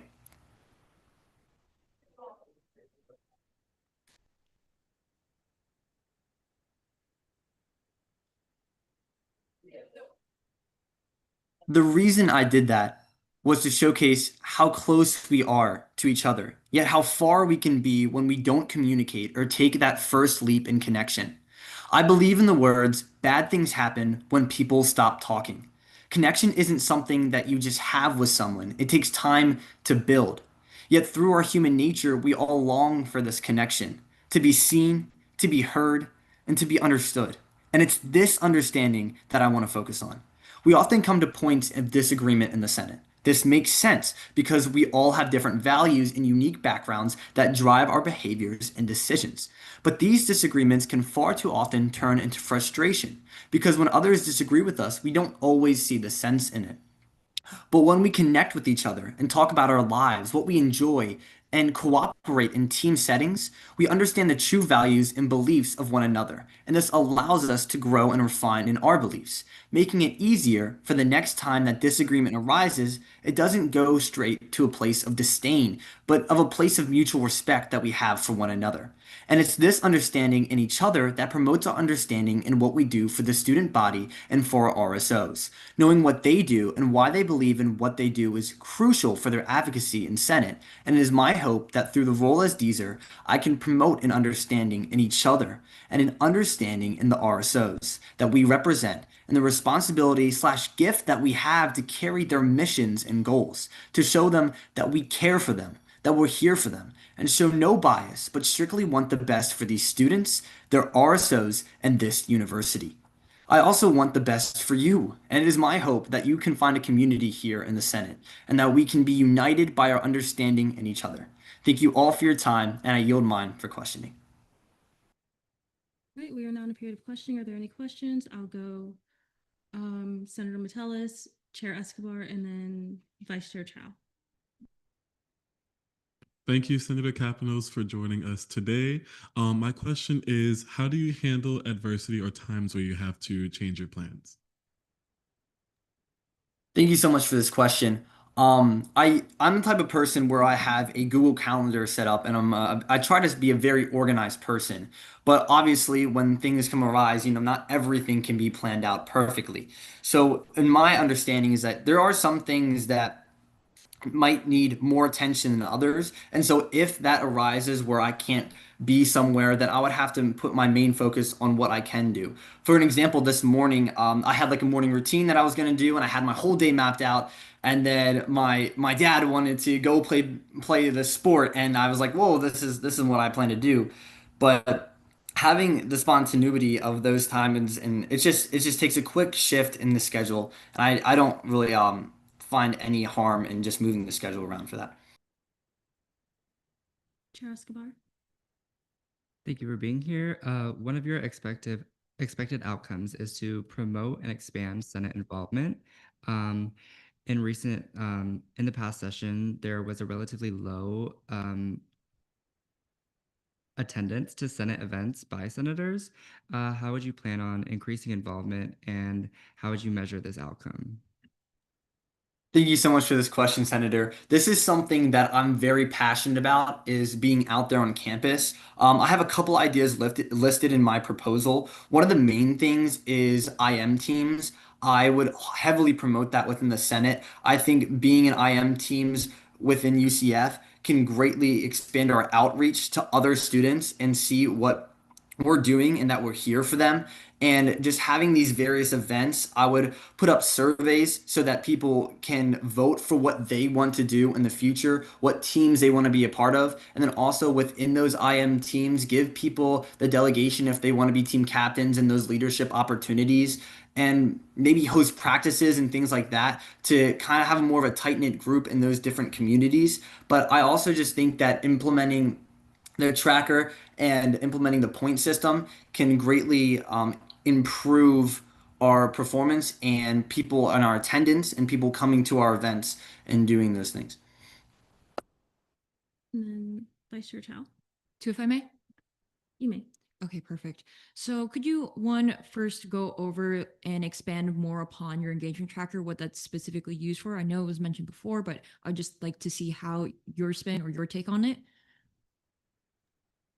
Sure thing. So I made that tracker as more of a tentative tracker. I'm still working out the details, but in my idea is that I would have all the names listed of all the senators and then the amount of events that they've attended, along with the IM teams that they're in. So you can see which senator is in which IM team. And if you want to go out and support their games, I would highly encourage everyone to do that as well. I also had an idea that's not listed in my proposal, but to have a calendar for these events so that people can see which events are coming up and can plan ahead to also answer the other question that you had, Senator Metellus, about if people have those scheduling errors or if things come up that weren't foreseen, to be able to pick and choose which events that they can attend and want to go to. Senator Trejo Hernandez. The Senate's event master list is inaccessible. It requires permission to access. I'm just saying, like, generally, because it's listed in like the. Was that a question? I was asking, can the appointee fix it? Say if you have questions, please have questions for that he can directly answer right now. Any other ones to save until after. I'm so sorry, Senator Chow, you had a second one. All good. When it comes to this proposal, I do see that there's a large focus on keeping Senate connected and keeping senators and just SG agents connected. I was just curious, could you expand more upon specifically reaching out with RSOs and just keeping that line of contact with them? Sure thing.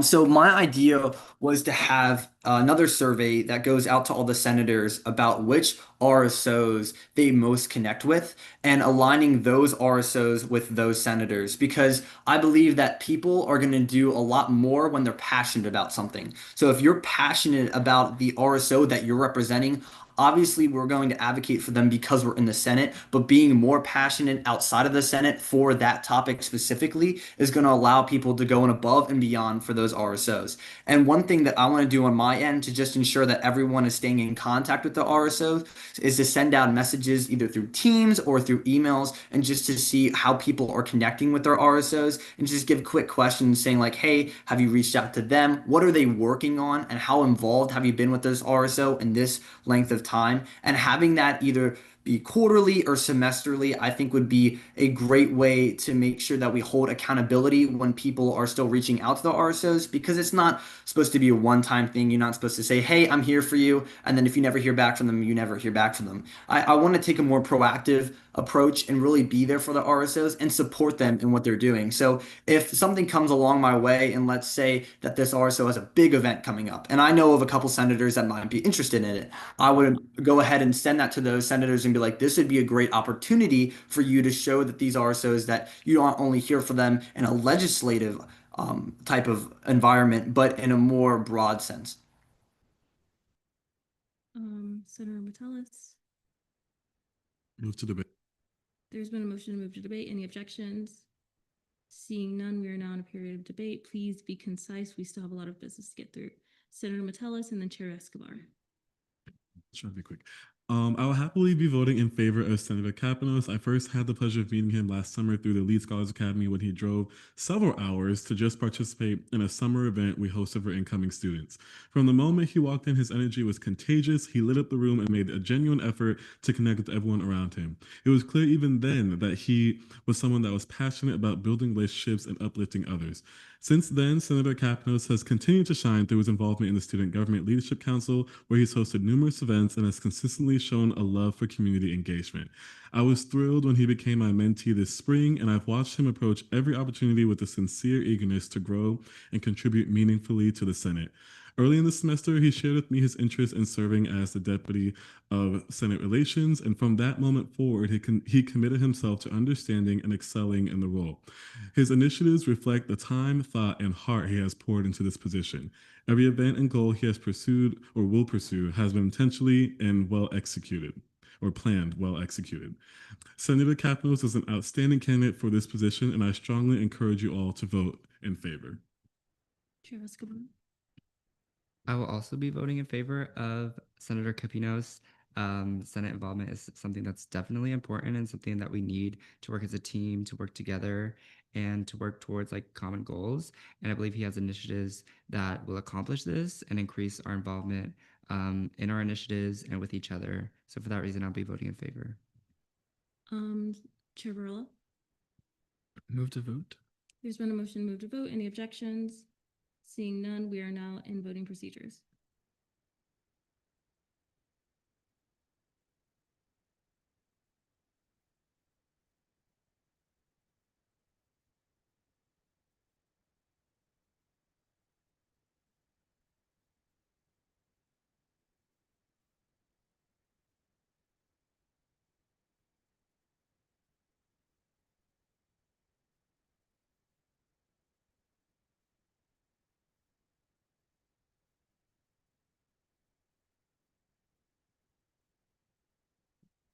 With a vote count of 39 to 1 to 2, James Kapinos has been confirmed as our Deputy Pro Tempore of Senate Relations. Apologies.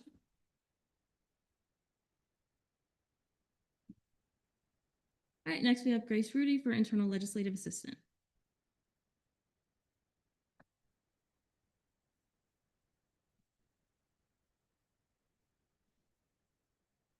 Okay, is this on? Can you guys hear me? Perfect. So good evening, Senate. For those who don't know me, my name is Grace Rudy, and I'm incredibly honored to be considered for the role of Internal Legislative Assistant.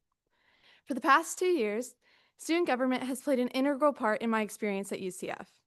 I moved all the way from Ohio, worried how I was going to adjust moving across the country to one of the largest institutions in the nation.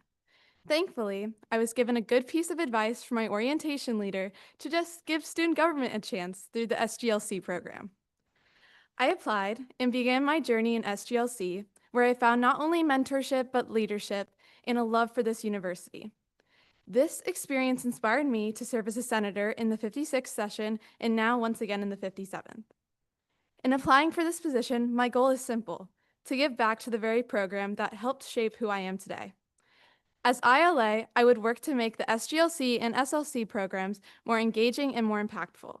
This means introducing events like a bill showcase, offering advocacy and debate training, and elevating the mentorship experience. I also want to improve the visibility and appeal of the legislative branch through better recruitment efforts, highlighting real student stories, real legislative wins, and the real change that we create in this room each week. I understand the responsibilities this role demands: collaborating across branches, managing legislative tracking after the third reading, and executing SLC. I'm ready to take this on with energy, professionalism, and a deep respect for this chamber. The speaker has asked me to be a united part of her team, and I intend to fulfill that goal if confirmed. At the end of the day, I really love this work, and I believe the best leaders in student government are the ones that not only know the processes, but care deeply about the students in this school. I'm here because I believe in this branch, and if you have any questions about my proposals or my visions for the program, I'd be more than happy to answer. Thank you, and I yield the rest of my time. Okay, we are now in a period of questioning. Are there any questions? Chair Total Rescue. I just had a question in your proposal. It's stated about in the SLC program that the bill writing contest that you wanted to change it to be more of a showcase event. Could you just elaborate a little bit more on that? Yeah, so it would still be in the same essence, a competition. For those who aren't aware, for the second part of the SGLC program, where they're split up into branches, most of the branches do some sort of competition. So there's the Black and Gold Challenge in the executive. And then for SLC, it's traditionally a competition where each of the members get to write their own piece of legislation, and the one that is picked as the winner gets to be seen on the floor and presented for the Senate. I really like how this process is currently, but I wanted to kind of elevate the exposure of the winners and hopefully pick a couple of bills that are the top 2 or 3 and have it as a showcase that we can invite members of all the branches and people across student government or even across the university to just showcase why these bills are impactful and why their measure would be elevating the student experience at UCF. Are there any other questions? Vice Chair Chow. I was just curious how you would boost recruitment for SLC through the SGLC program. Could you expand more upon that on your proposal or out of the proposal? Thank you. Yeah, so I think that one of the most impactful things when people are considering their different branches is hearing about people's experience going from SLC to working in the legislative branch. So I thought it would be a cool idea to have like alumni come in and talk about why SLC was impactful in helping them become a senator. And I know that's a difficult challenge to decide what branch SGLC members are looking to join in the spring semester. So wanting to make sure that they're just given the most information about Senate and what we do here so that they can make an informed choice. Okay, are there any other questions? Chair Burla. Do you have any plans to advertise SGLC and SOC to non-traditional like first-year students, such as transfer students or students that attend auxiliary campuses? Yes, for sure. I'm currently getting a certificate in theme park and attraction management at Rosen. So I'm over at that campus a lot and I'm involved in some RSOs there. So I think advertising for Rosen is especially important, including for Senate, because we want to make sure that we have representatives from that college, especially because it's a harder seat to fill being an auxiliary campus. And then in terms of transfer students, a lot of members of SGLC come from transferring or just second year experiences. So I want to make sure that those people are given as much of an opportunity as first year, first time in college students. Are there any other questions? Senator Reed? Move to debate. There's been a motion to move to debate. Any objections? Seeing none, we are now in debate. Anybody wishing to speak? Senator Reed and then Senator Zibin. Yes, so I will be voting yes for this candidate. I had the privilege of meeting Grace in the Executive Leadership Council our freshman year. We were actually Black and Gold Challenge partners, throwback. But not only has Grace come into Senate and been such a light and just such a beacon of sunshine truly in the Senate, but also overall I love her proposal and how passionate she has been for this role. I'm really excited to see all she does with SLC if confirmed, and so I really hope you all say yes in confirming Grace today. Thank you. Senator Zibin. Hi, I will be voting for this candidate. I personally know Senator Rudy. She's my roommate. I can attest to her hard work and dedication in everything she does, especially student government. I have never seen Senator Rudy speak as passionately about something as she does about Senate and student government as a whole.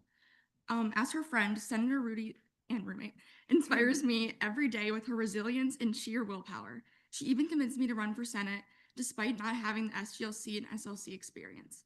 I believe she's more than qualified to serve as ILA and help ease the transition for aspiring senators in SLC because I know she did that for me.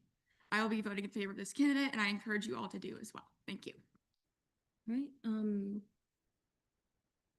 Trey Hernandez. Move to vote. There's been a motion to move to vote. Any objections? Seeing none, we are now on voting procedures.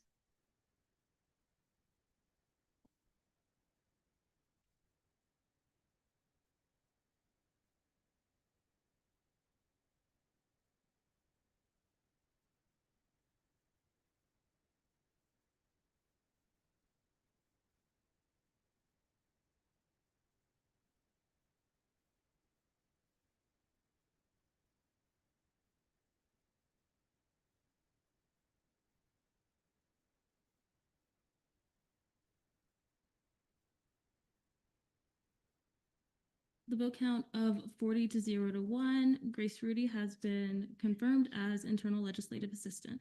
Thank you.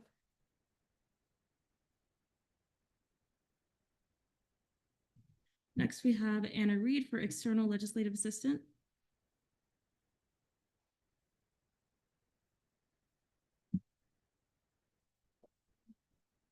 Hello, good evening, senators in person, on Zoom, and our friends in the back.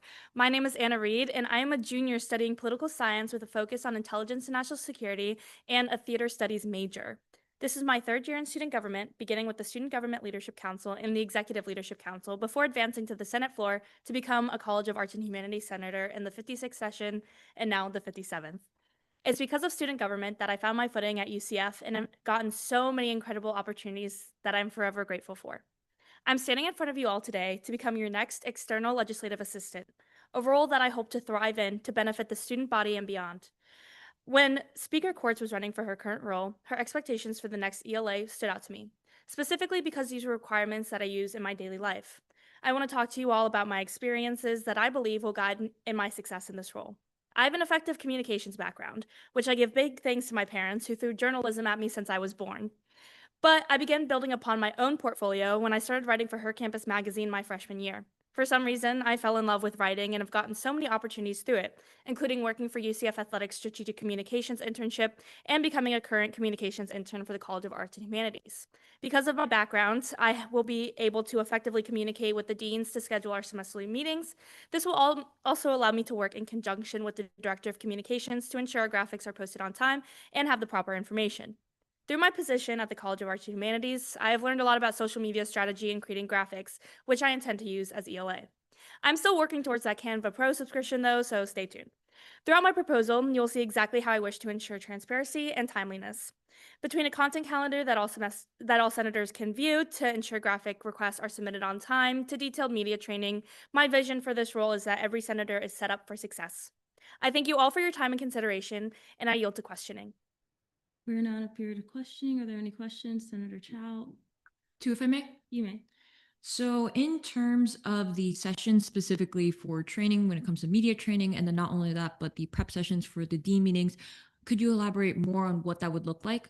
Yeah, thank you so much for that question. So the media training is a new thing that's going to be added this session. And so with that, I really want everyone to be engaged. And I specifically pointed it out for the summer so that we all will be here and be able to participate. And even if someone isn't here, they will have to complete it. And with that, I'm really hoping to get maybe experts in the PR field to come in and help speak because I know that's really effective. But overall, that's going to be kind of talking more about like the do's and don'ts of talking to media and kind of how to prepare if you're asked for an interview, how to respectfully say no if you don't think you're qualified, all those types of things. I would definitely lay it all out in a pamphlet, like I mentioned in my proposal that you can keep with you at all times to know exactly what to say, how to say it, all those types of things, because it can be really daunting to do an interview. And then in terms of prep sessions for dean meetings, what I really want to do is work with the DSER to kind of send out maybe surveys or have the senators talk to RSOs to get more of an understanding of what student concerns are when they get to present them to the deans, because it is a really unique opportunities that students are able to talk directly to their dean to advocate for the whole Senate body, for their whole college. And so I want to make sure that senators know exactly what they want to say, but also what they want to say for every other student as well.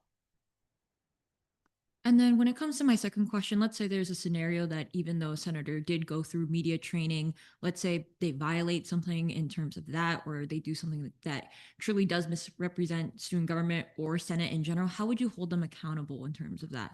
Yeah, so that would be really upsetting. I really hope that doesn't happen. But if it does, I would definitely not only have a conversation with the senator, but also kind of send out reminders to the entire Senate body without maybe, outing that person. I don't want to embarrass anyone. But also, I'd have kind of conversations with the senator and pro temp and the Senate president to talk about what happened, why that wasn't okay. And then, worst comes to worst, if I have to reach out to some type of media outlet to be like, hey, can you take this down? It's unlikely that that will happen, but in case it does, those will be kind of the steps that I take. It would definitely have to be like pretty quick to have those conversations, depending on the scale of what was said, or all those types of things. But I definitely really am encouraging these media trainings because I want to ensure that everyone shows student government in a positive light, and we're not misrepresenting the work that we do here. I didn't call anybody next. Okay, great. Senator Lipner. Hi there, thank you for your time. My question for you is if any senators have any concerns that they want to bring to deans during those dean meetings, what will be your strategies to avoid potentially offending or causing any kind of concerns from the dean's end and ensuring that those concerns are heard in a receptive manner?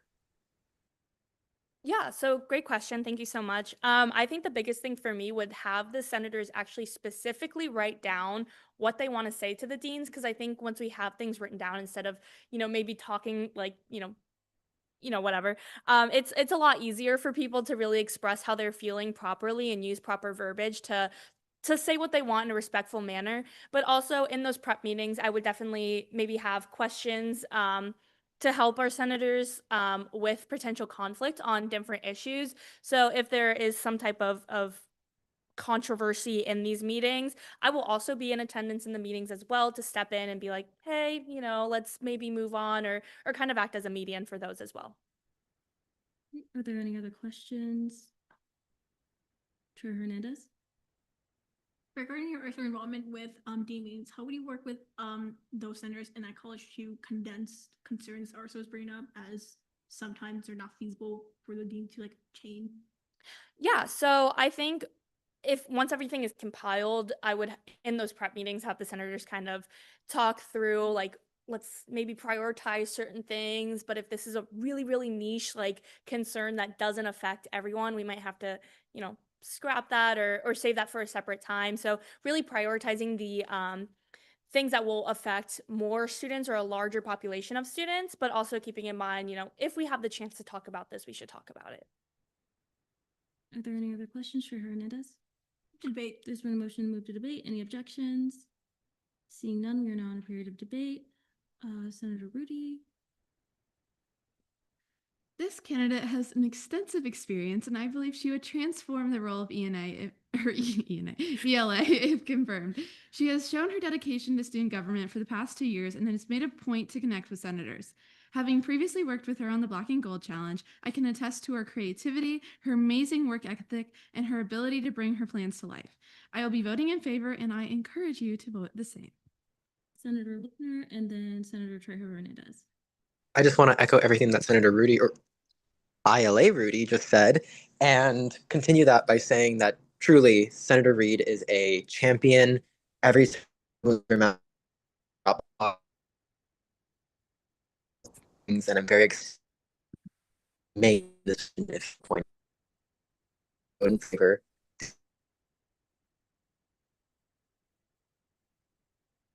I don't know if you're still speaking, but your mic did cut out again. Again, we did get the gist. Chair Hernandez. Move to vote. There's been a motion to move to vote. Any objections? Seeing none, we are non-voting procedures.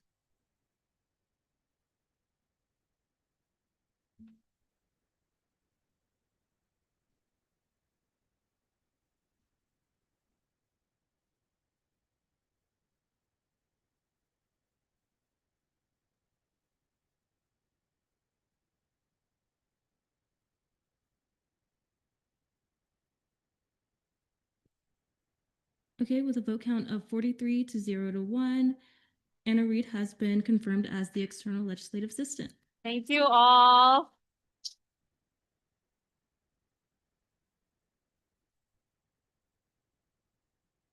All right, up next we have Anthony Bonaventure for Sergeant at Arms. You guys clap for everyone else.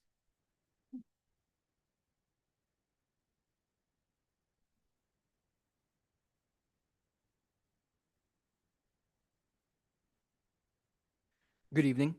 You guys can hear me? Perfect. I want to start by thanking Senate President Courts for appointing me for the role of Sergeant at Arms. I also want to thank you, the Senate body, as I'm honored to be standing here with this nomination and humbled by the opportunity to serve the Senate. For those who don't know me, my name is Anthony Bonaventure. I'm one of the senators for Rosen. I'm majoring in entertainment management and legal studies with the goal of going to law school after graduating. Now, this role is not one of policy or personal discretion, but of duty.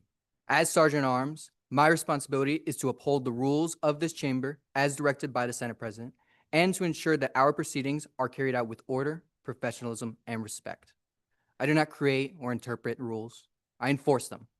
My commitment is to maintain decorum and protecting the integrity of this body.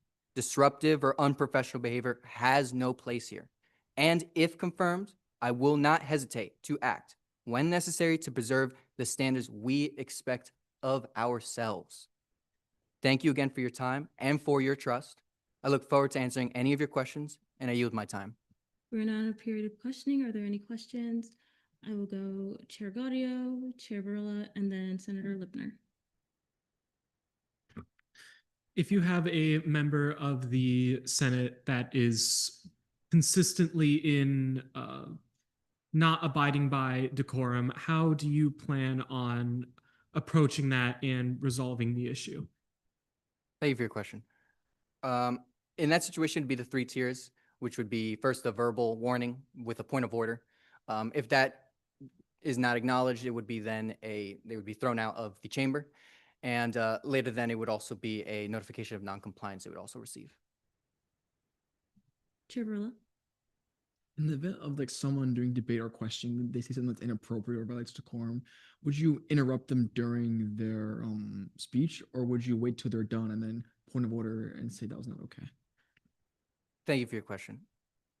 In that situation, I think it has to depend on exactly what they say. If it is something that is very extreme, in my opinion, or based off what the Senate President also believes, it would be immediately interrupted, unacceptable behavior or profanity or whatever they say. Senator Lipner. If someone were to act out of decorum, what would be the process you would take to put them back into decorum? Thank you for your question. That would be a point of order with a verbal warning, first off, and then second, like I said, a removal from the chambers. Are there Chair Escobar? How do you plan on setting aside any personal biases or like favoritism, like any like favors towards like your friends when issuing decorum and treating every senator the same and fairly? Thank you. I'm in the unique position that I'm completely new to this, so I don't have any concrete positions with anyone. Nobody is safe from any situation. You must maintain decorum. Any other questions? Chair Hernandez? Move to debate. There's been a motion to move to debate. Any objections? Seeing none, we are now in debate. Anybody wishing to speak? Chair Hernandez, Senator Metellus. I would like to say, without being asked directly, he has spoken about the tiers and has demonstrated how he will enforce like decorum within Senate. So I'll be voting in favor. Welcome to Senate. Thank you. I'll be voting in favor of this candidate. He seems to be very knowledgeable about the role and takes it very seriously and seems to be very strict. Like you said, nobody's safe. So I'll be voting in favor of this candidate. I encourage you guys to all do the same. Chair Gaudio? May I retain? You may. Yeah, I mean, he certainly has that air of professionalism, and if the guy that's going to be enforcing the rules is on the Rules Committee, well, he's already set a good standard. So move to vote. We are now in voting procedures.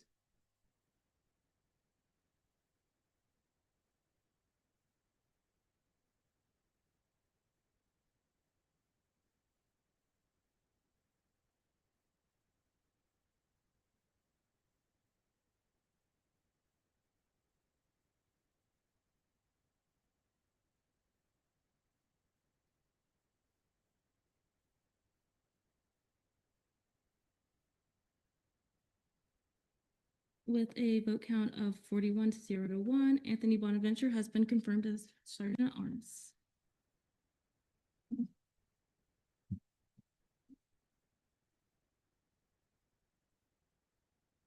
Okay, next we have Carly Berthume for Director of Student Affairs.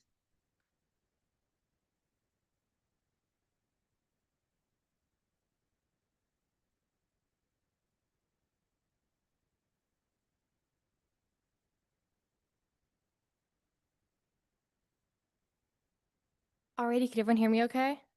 Perfect. Okay. Good evening. My name is Carly Berthume, and I'm incredibly honored to be in front of you all today. I truly believe that the work you do is paramount to the success of our students, and I'm beyond elated for the opportunity to join you all in that mission.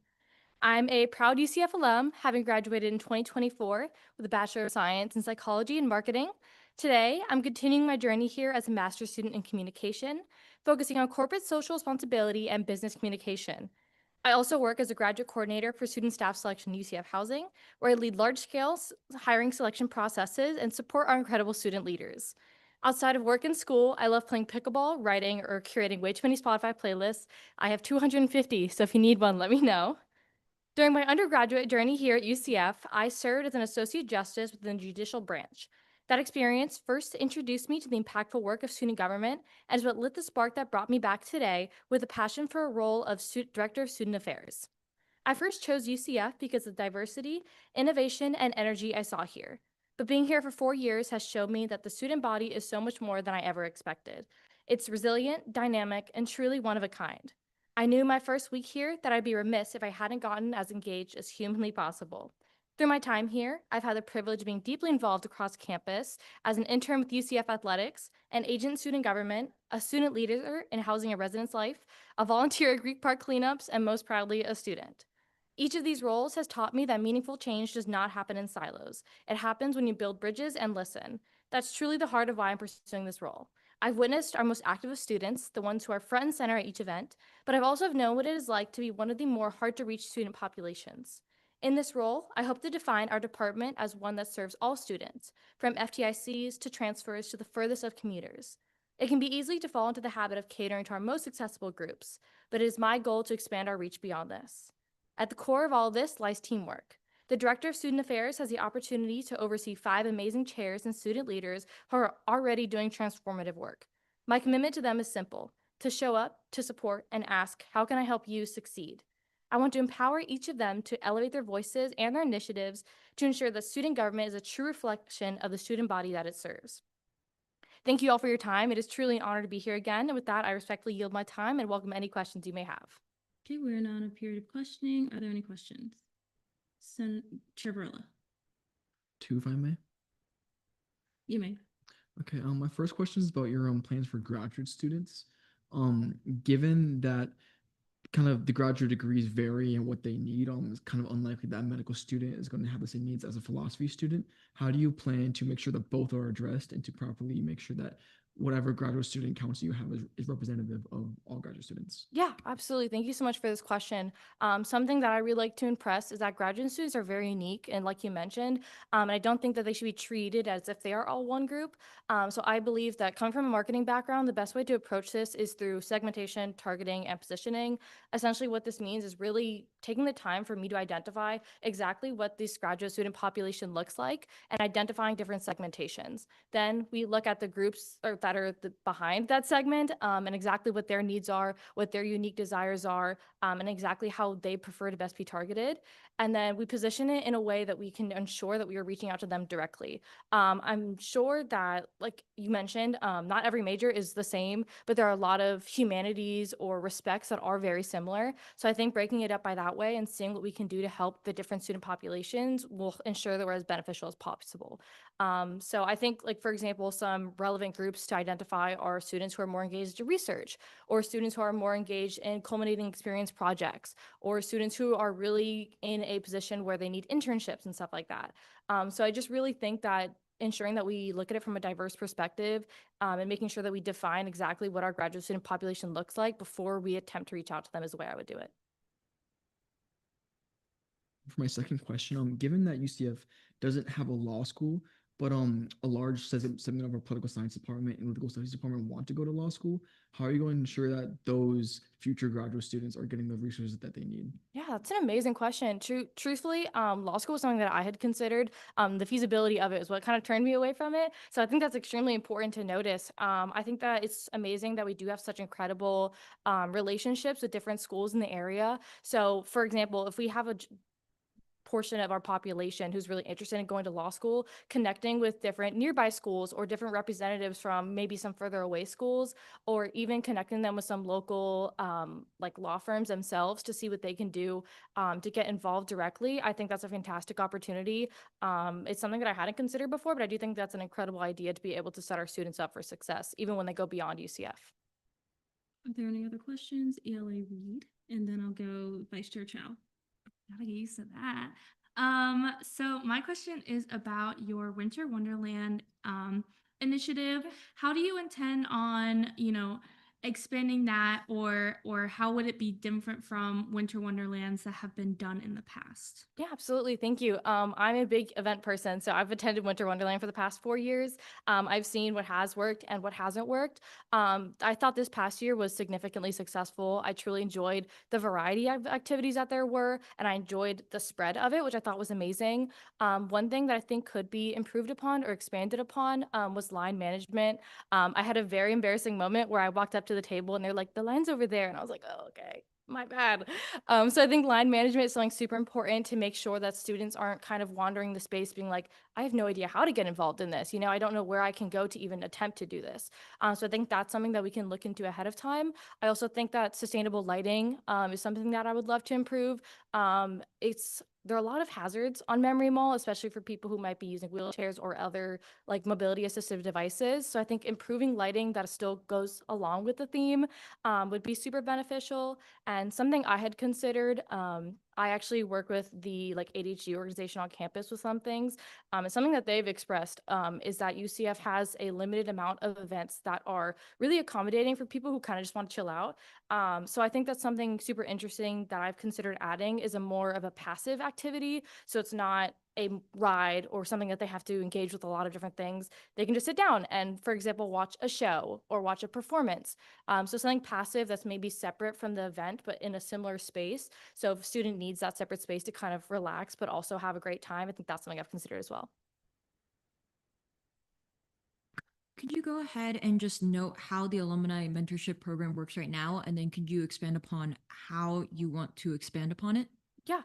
Truthfully, I'm not sure how it works within this department. Transparently, I've gotten involved in it through the College of Business, where they directly associate you with an alumni who's within your field. And I think that's something that is super beneficial, where they directly take advantage of asking you what opportunities you're looking into. And that way they can align you with opportunities that are strongest for you. I think that is something that is super successful because there are a variety of niches that students can have across campus. And they can kind of get matched with someone that is not directly in their field. For example, I mentioned I'm in the communication master's program, and I'm looking into CSR, and I have the incredible opportunity of having the access to the creator of corporate social advocacy. But that's not a privilege that a lot of people in my program have. So I think that really connecting them with more diverse resources, ensuring that we kind of cover more niches is something that would be super beneficial. Senator Lipner? Can y'all hear me okay? Yes. Okay, wonderful. First off, I love the Pegasus acronym, and I was really caught, I drew my attention to the final S, which was strategic. So what steps will you be taking to ensure that your events and those of the individuals around you are strategically done and efficient? Yeah, absolutely. Efficiency is something that is extremely important to me. I don't know if anyone is familiar with the L10 structure or EOS, but if you have the chance, read a book called What the Heck is EOS? It is essentially an operating system that defines ways to operate with efficiency. And I would hope to lead my meetings in a similar format. So the L10, like I mentioned, just means level 10. So at the end of each meeting, you score the meeting and say, hey, were we at level 10 today? What could we have done better? What can we do next time to improve this? And what this really harps on is in the structure of the meeting or planning of anything itself, is when you have an idea, right? Or when you have a concept of something, don't just be like, oh, that's really smart. And then it goes nowhere, right? Because I feel like that happens so many times in different departments. And we're really only doing our students a disservice by really discarding those ideas. Because even if it's not fully fleshed out or fully ideated, it's something that can grow and take form of something itself. So essentially, this follows the IDS format, which is ideate, discuss, and solve. So when you have that initial idea, you write it down and take note of it somewhere. You go ahead and discuss what steps you can take slowly over time to be able to move towards that final solution. So that's where I came up with the strategic, because I just want to be super strategic in every single thing that we are doing and making sure that nothing goes missing, because it's something I think that just in talking to the people who are going to be a part of the department, they all have such incredible ideas, and I want to make sure it's all as feasible as possible. Are there any, Vice Chair Chow?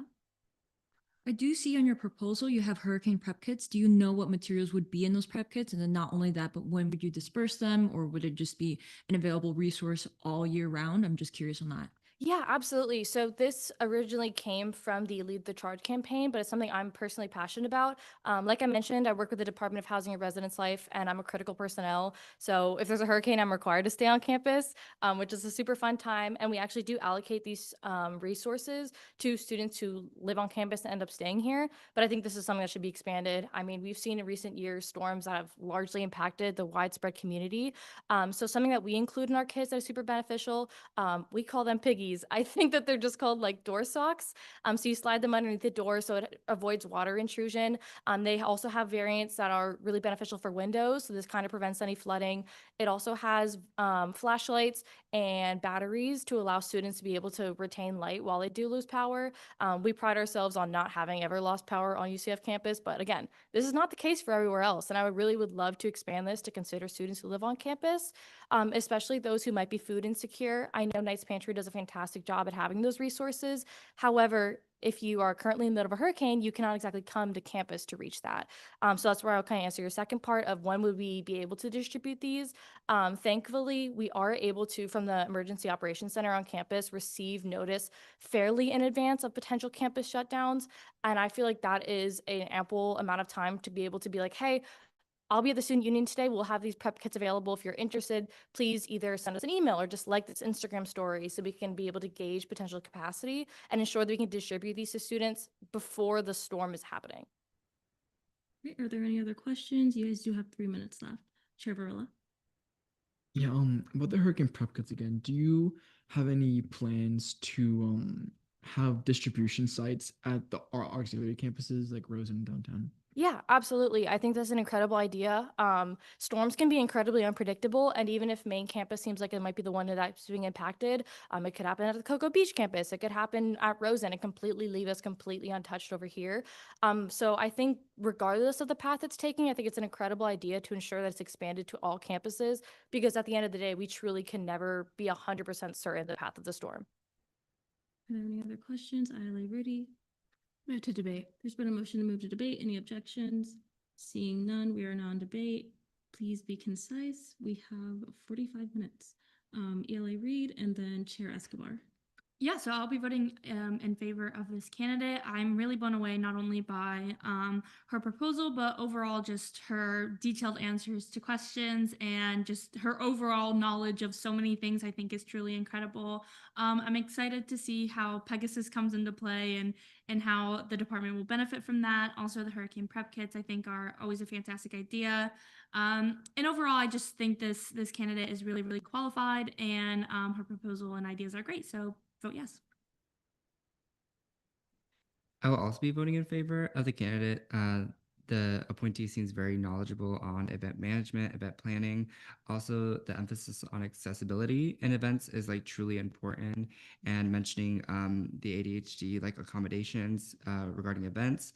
I got the chance to work at Legoland after high school, and they had accommodations for those with ASD. We went through autism training, and just having that is really like inclusive and important for a student body for every student to be able to enjoy these events, which are very fun, and I hope to enjoy this coming year. Chair Varela, Move to vote. there's been a motion to vote. Any objections? Seeing none, we are now on voting procedures.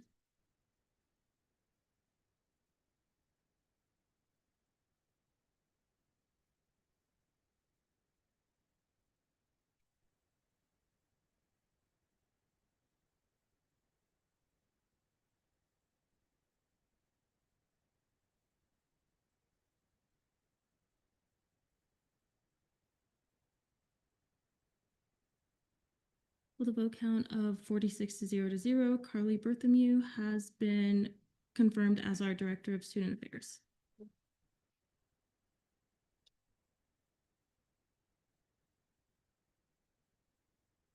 Next, we have Dwayne Jones for Athletic Coordinator.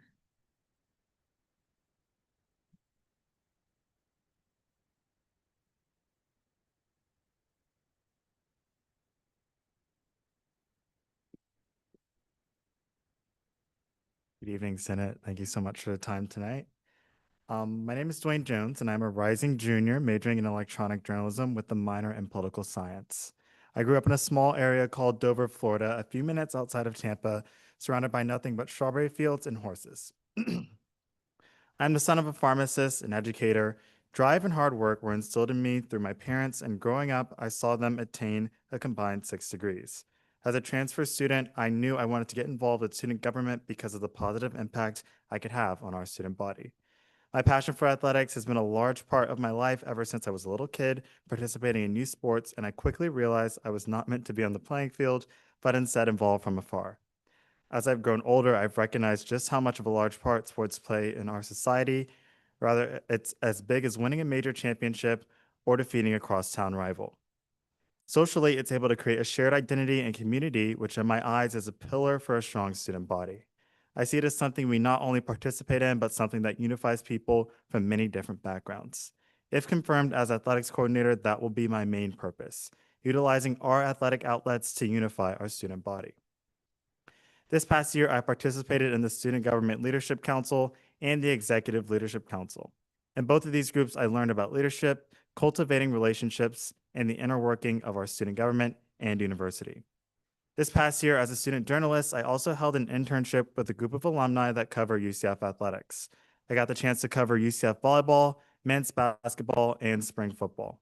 Through this experience, I ingratiated myself with our incredible athletics department and members of the teams all throughout the spring semester.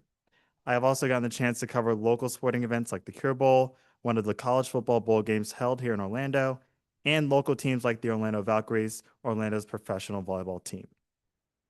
This April, I was also selected by the NCAA to be a part of Connecting Tampa Bay. This event was in conjunction with the Division I Women's Basketball National Championship, which was played in Tampa. Myself, along with college students from across the country with backgrounds in sports media, communications, and marketing, got the chance to speak with industry professionals and leaders across the college athletics landscape. Being able to have these experiences led me to the position of athletics coordinator. With my passion and optimism, I am so eager to bring fresh new ideas into this role and administration. My proposed initiatives target 3 goals: promoting health and wellness, preserving tradition and pageantry, and growing spirit and morale. My goal of promoting health and wellness would come from the relationship between student government and the Recreation and Wellness Center. If confirmed, I plan on encouraging a healthy school activity balance by hosting events that highlight RWC activities, events, sports clubs, and intramural sports.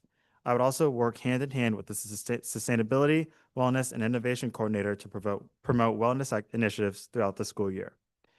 Preserving tradition and pageantry, as well as growing spirit and morale, will come from initiatives centered around scheduled athletic events.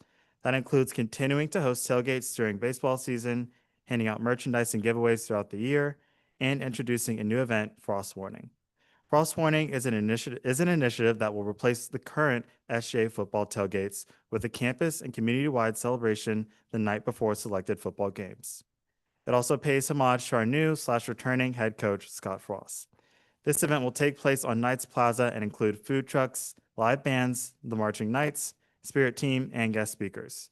Speakers include, but are not limited to, head coach Scott Frost, selected players, university admin, and our student body president and vice president. If confirmed to this role, I would also continue to grow and maintain the relationships and connections the athletic coordinator holds, working alongside our athletic boosters and shareholders when fundraising initiatives are held, bridging the connection with the Alumni Association, and continuing to involve students from our satellite campuses. All in all, I am beyond grateful and incredibly excited for the opportunity, if confirmed, to step into the role of athletics coordinator. I am both honored and excited by the trust placed in me, and I will be committed to contributing even more to our program's growth and success. I am eager for the chance to continue supporting our athletes, promoting a positive athletic culture, and helping our beloved university reach new heights. Go Knights, charge on. Thank you, Speaker. I now yield the rest of my time. Okay, we are now in a period of questioning. Just for future reference, whenever somebody's up there giving a speech, can we all please try to look at them more? Are there any questions? Chavarilla?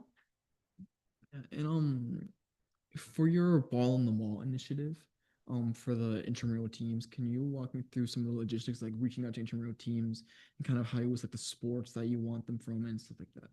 Yeah, of course. So this initiative would take place closer to the beginning of the year before those intramural seasons really kick off.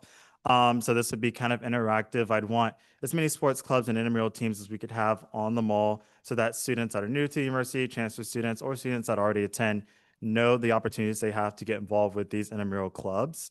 And yeah, that's pretty much it. Yali Reed? Thank you. Can you expand a little bit further on your student athletics reward system and how you'd be keeping track of everyone's like points per se? Yeah, so the reward system would be used to promote attendance at lower attended sporting events that we have here on campus. So it will be getting worked out through the school year, but it could be as simple as scanning a QR code to collect those points or checking in with somebody, and that's something students could participate throughout the year with. Yali Reed? Yeah, just to follow up, but I guess a little bit further into my question, like what kind of like programming or technology would be used that would be like able to do this for individuals? Yeah, thanks for the follow-up. This method is actually seen at the University of Louisville. So they have a reward system to where it's something that just connects to your Apple Wallet. It's as simple as that and shows the points you've collected throughout the year. And then, once the points have been collected, they have the opportunity to win giveaways such as signed items from the sports teams, things of that nature. Chavarilla? A lot of your proposed events require on attendance from coaches and players. Given that they're extremely busy and very sought after people, how do you plan to make sure that they'll be there? And in the event that they can't be there, do you have any alternatives? Thank you so much for that question. So yes, they have incredibly busy schedules, so we will try our best to get them if we can. So that involves working with our athletics department to book their availability. If that is not possible, we have other incredible speakers from the athletic department, I'm sure, that would love to speak, and university admin as well. Are there any other questions? Vice Chair Chow? I was just curious, do you have like any initiatives when it comes to environmental friendliness? Because I know with like tailgates and just athletic events, there's going to be a lot of waste. So how do you plan to counteract that?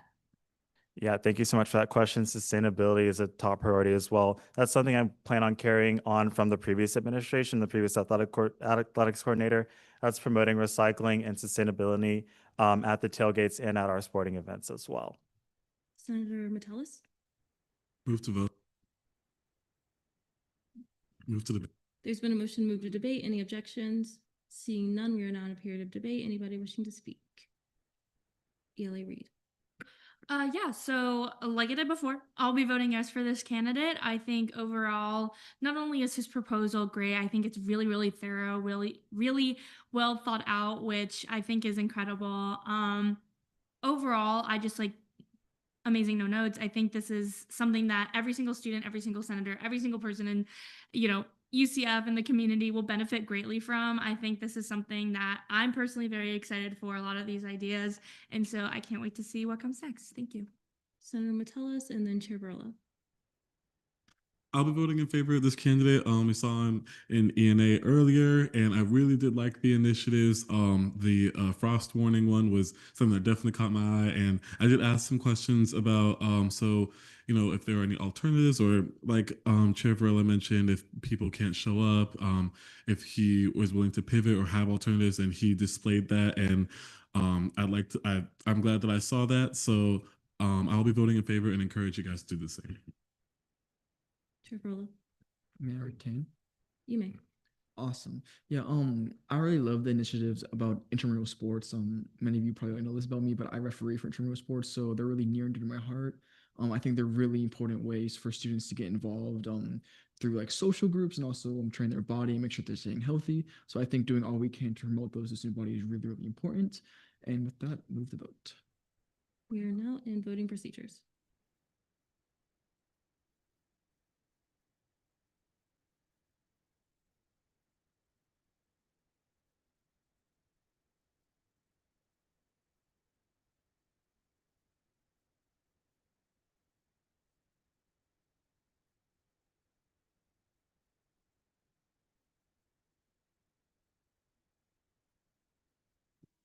With a vote count of 44 to 0 to 0, Dwayne Jones has been confirmed for our athletics coordinator.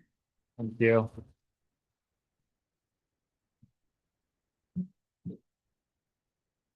Next, we have Emily Lopez for safety and transportation coordinator.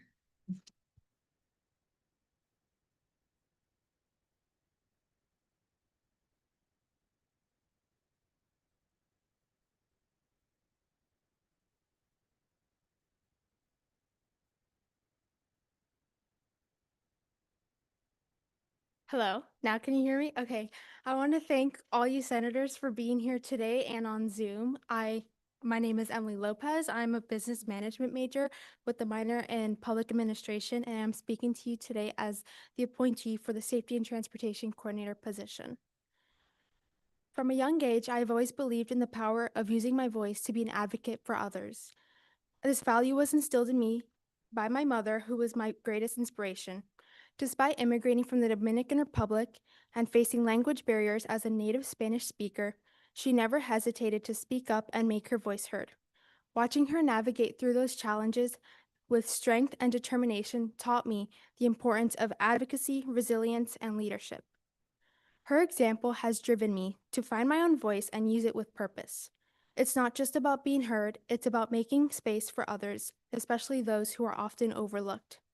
This foundation continues to drive my passion for community empowerment and creating safe, accessible environments where students can thrive.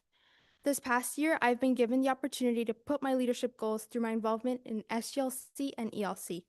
When I first got to UCF, I highly doubted my ability to be a voice for the students around me. But with the experiences and valuable mentorships gained from these programs, I was able to feel myself grow as a leader with potential to make my voice heard at UCF. The values of advocacy, resilience, and leadership are vital to the role of safety and transportation coordinator. The job of this position is not only to relay information regarding to safety and transportation practices to students, but also to put students' needs first. My vision for this position is to ensure that students don't have to worry about their well-being when commuting to classes, interviews, or future opportunities that lie ahead of them at this institution. No student should have to carry fear on their backs on this campus. If appointed to this position, I hope to continue the interbranch efforts of student government by lifting that weight off their shoulders. Safe environments foster student success, and that success reflects the values of UCF. This past academic year, I got the opportunity to serve as Nighton Chair of SGLC. In this position, I got the opportunity to connect student government to the philanthropic work of Nighton. Nighton was benefiting the Arnold Palmer Children's Hospital here in our Orlando community, and our team successfully reached our goals, and the efforts couldn't have been reached without the support of members of student government. Within my service in this position, I quickly became passionate about student government, as it showed me there was a group of diverse students working together every day to better their school and community. That passion led me to reach for the goal of serving on executive cabinet. With my interest in public policy and working for those in the community, the Safety and Transportation Coordinator position sparked immense interest in me. I believe it is vital for students. I believe it is vital that students never feel unsafe on their college campus, as their focus should be reaching their full potential. If appointed to this position, I look forward to working with UCF Parking and Transportation Services and the UCF Police Department and the numerous contacts in our community working to make campus safer and more accessible to students. I've used my experience as a first-year student to point out changes I would like to see on campus in terms of safety. As someone who resided in the Libra community, I frequently felt unsafe when walking past the Mathematical Sciences building to my dorm, as it was too dark to see a couple of feet ahead of me. I also took notice to how some areas on campus were still missing emergency blue light phones. If appointed to this position, I look forward to conducting surveys that record the ideas and concerns of students so that I can create a guided course of action in terms of initiatives I have planned for this term. I also look forward to collaborating and continuing initiatives with members of the different student government branches, such as the Student Body Advocacy Committee and the Women's and Disability Caucuses of Senate. I want to thank you all for your time in viewing my proposal and listening to my speech. I now yield my time. Okay, we are now in a period of questioning. Are there any questions, Chair Barilla? 3, if I may. Are they all very pertinent? Yeah, I just kind of want to follow up on that different. Okay, you may. So the first question is for the campus RSO bus rentals. Would they have to pay money in order to get the bus rentals? So, my biggest goal with this initiative is to ensure that students wouldn't have to pay for the bus rental. That is something I do want to work with Parking and Transportation Services to do, as it would be efficient for students to get to be where they all need to be as a team while being budget friendly. And that is part of what the initiative aims to combat. I want students to be able to travel to wherever they need to be without having to worry about gas prices or paying for fare if they're relying on apps like Uber or Lyft. Okay, also just one more question after that. So for like the Lyft Pass expansion for the Oxford campuses, do you have any other ideas that will kind of help their transportation costs? 'Cause I know some colleges, like College of Nursing, have a lot of issues with the burden of transportation costs, like going to and from the Connect campuses. Of course. So part of that initiative with expanding the geolocation, I do want to work with Lyft to allow students to transport between all the different campuses. So it's more, I really want to expand that geolocation so students at Rosen can come to the main campus or going to and from it. And I guess that. Thank you. You didn't have another one? She answered my follow-up already. Okay, Vice Chair Chow, and then I'll go Senator Lipner, and then Trey Hernandez. With the continuing pay with provisions, could you just note how it operated in previous administration? Because I was just like a little bit worried about the legality and how to specifically apply for it, because I know like money versus, paying it with like food provisions. Could you just note that, and you can 100% correct me if I'm wrong in terms of that? Of course. So while I was building my proposal, I did try and look into the pay for provisions initiative from the previous administration. On the UCF Parking and Transportation Services website, it was down. So it is something that I do want to get back up and running again so students can gain more knowledge about it. As of right now, I do have a basic understanding of how the pay for the provisions process did work. A student would receive a citation, but they would be able to pay that cost with different items such as non-perishable foods that can go towards Knight's Pantry. But I really do want to work on increasing student knowledge about this resource for them, as it can be beneficial and it's a lot more cost friendly than paying for a citation, as it can get costly. Senator Lipner? Are you familiar with the name of the company which UCF is contracted with to provide services for the buses? May you repeat that question one more time, please? Yeah, no worries. Do you know the name of the company which UCF contracts to service and provide the buses? Oh, thank you for your question. I unfortunately do not know what the name of the company is that UCF uses for their buses, but I am willing to learn and really get into contact with Parking Transportation Services to really know the different resources that they use to give students access to transportation on campus. I'm really looking forward, pending appointment to learn these resources.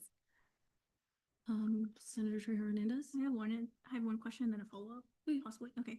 Can you expand on your Pegasus Express to Greek Park and why it could be efficient? Of course, thank you for your question. So the Greek Park area has a lot of UCF owned facilities that are open to students who are outside of Greek organizations, especially in terms during the summer. There's a lot of students who may not be involved in those organizations on campus, but they can still reside in that area. And it would be a nice way, well, as the Pegasus Express travels clockwise and the Knights Express travels counterclockwise, having them like kind of switch off would kind of allow the shuttle to cover a new area of campus that has it'll make it transportation a little bit easier for students in that area, and it'll kind of keep it in a way even between Lake Claire and Greek Park Drive students.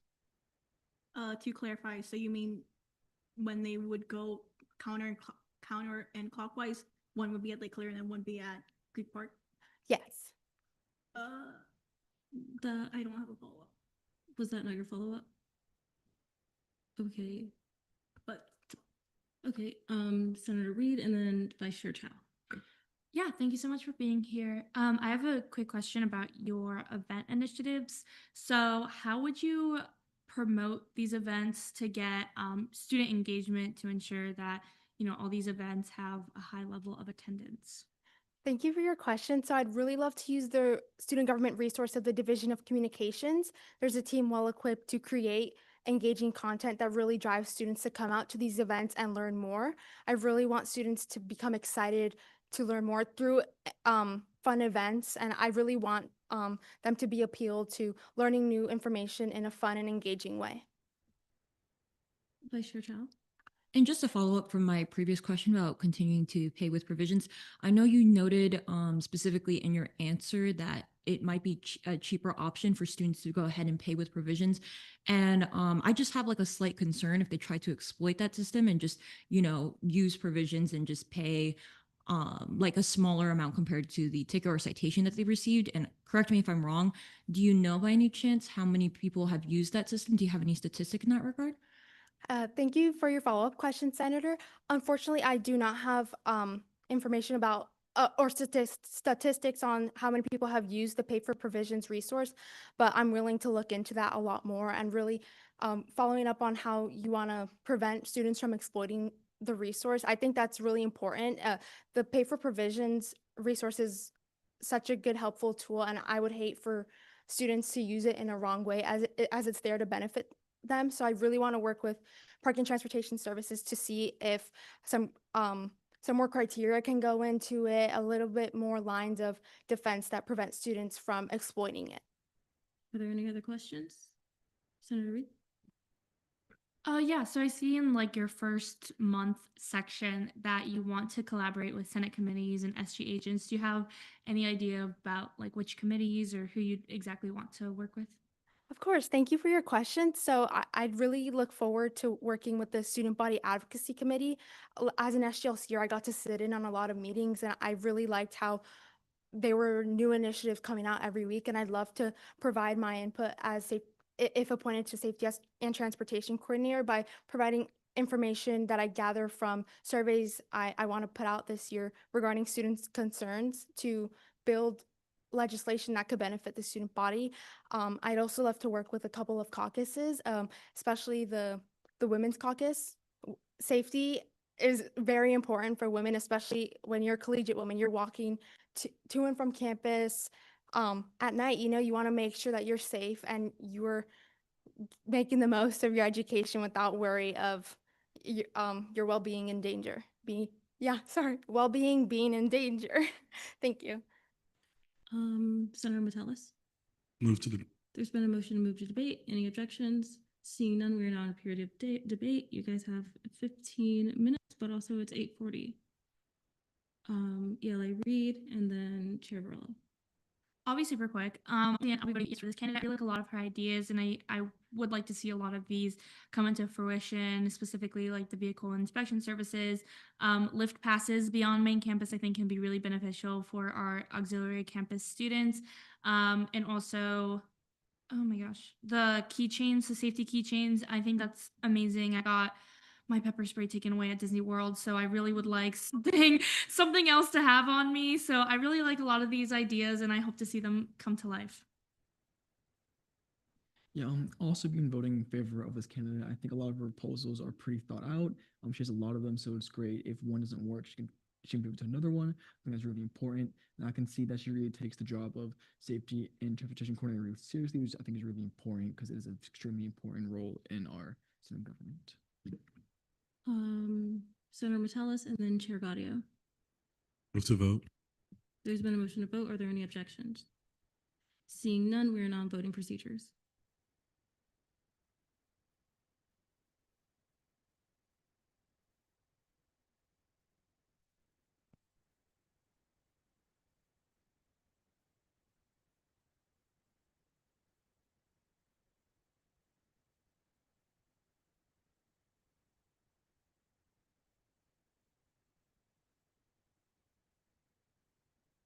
With a vote count of 40 to 4-1, Emily Lopez has been confirmed as our safety and transportation coordinator.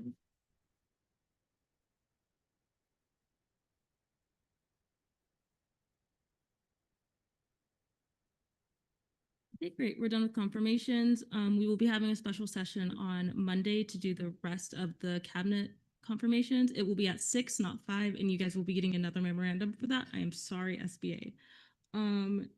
Notice of internal legislation, notice of legislation on first reading, bills, internal bill 5701, 2025 and 2026 funding limitations for RSOs. Chair Rose remanded to ORS.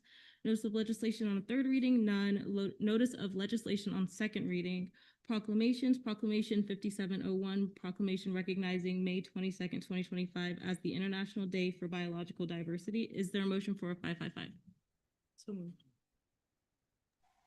Okay. Senator Lipner, you have 5 minutes whenever you're ready. Thank you, Chair. I'm going to try to keep this quick. Good evening, senators, both virtually and in person, and hello to everyone in the back, even if you're leaving. Thank you for being here. Today, I'm proud to present this proclamation recognizing the International Day for Biological Diversity, which is observed every year on May 22nd. This year's theme, which is harmony with nature and sustainable development, comes from the United Nations, but the message applies right here at home at UCF.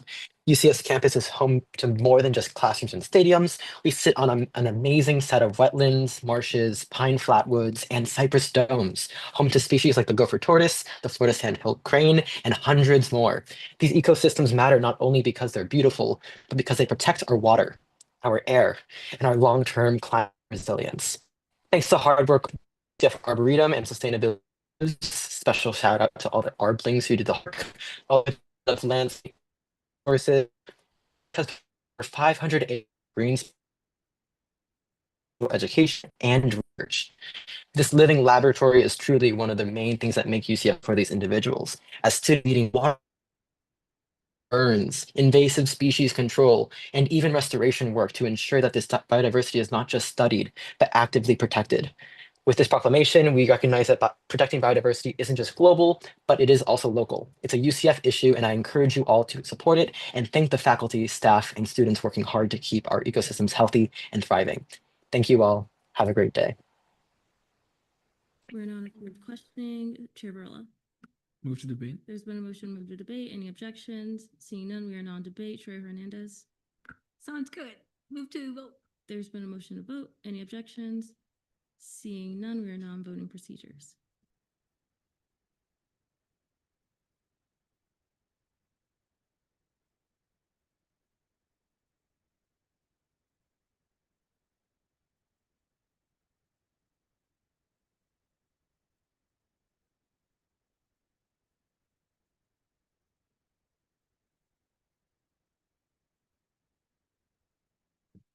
With a vote count of 43 to 1-0, this proclamation has passed second reading. Okay, Proclamation 5702, proclamation recognizing June as Pride Month and June 12th, 2025 as Orlando United Day. Also, Senator Lipner, you have 5 minutes whenever you're ready. Thank you, Chair. Real quick, I just want to recognize that this proclamation will recognize the events that happened at the Pulse nightclub. And if that is especially sensitive to you, I encourage you to take care of yourself and either step out or do whatever you got to do. With that being said, thank you for your time and attention to this very important proclamation. And every June, LGBTQ communities around the world celebrate Pride Month. But this month is more than just a celebration. It began originally as a protest. On June 28th, 1969, queer and trans people fought back against police raids into Stonewall Inn in New York City. This riot sparked a national movement, and 1 year later, thousands gathered for the first Pride marches in New York, Los Angeles, and Chicago. Back then, they called it Christopher Street Liberation Day, but since then, Pride Month has grown into a time to honor LGBTQ history, visibility, and joy. And not just that, but to recommit to the work of justice and equality for all.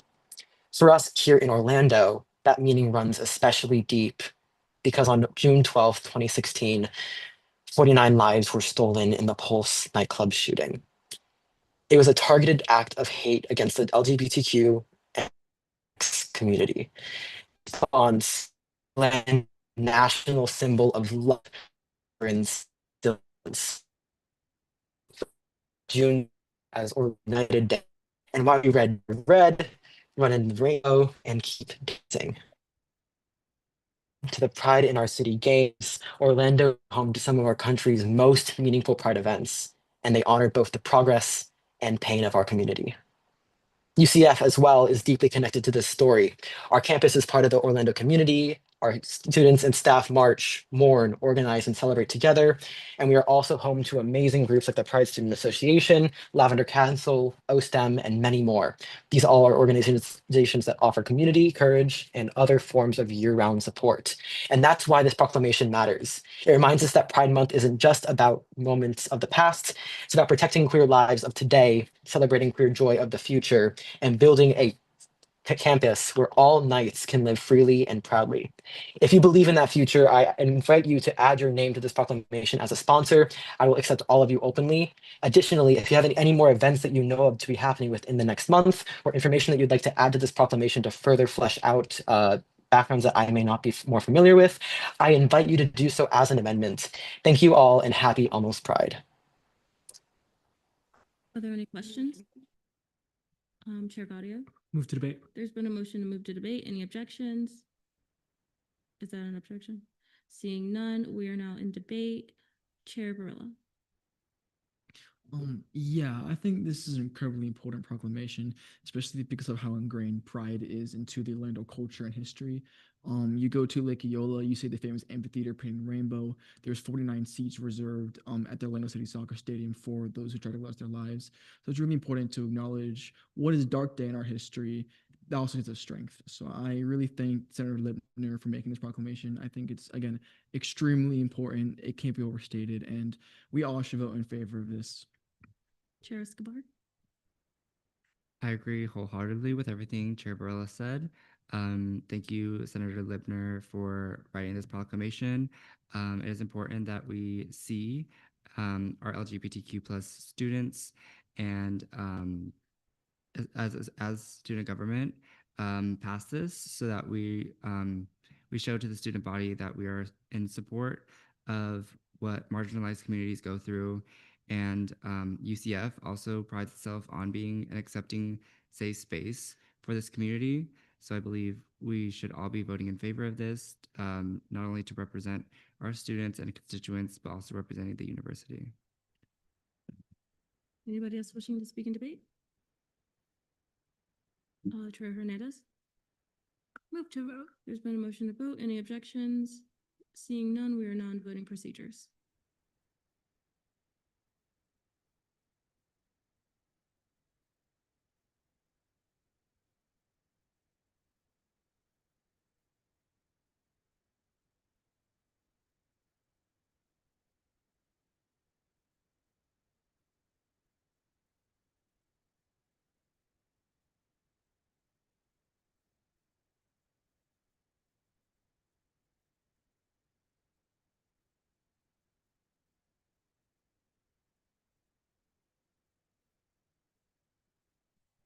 With a vote count of 40 to 3 to 2, this proclamation has passed second reading. Okay, Senate forum, none. Senate deliberations, none. Advisors report, Brody.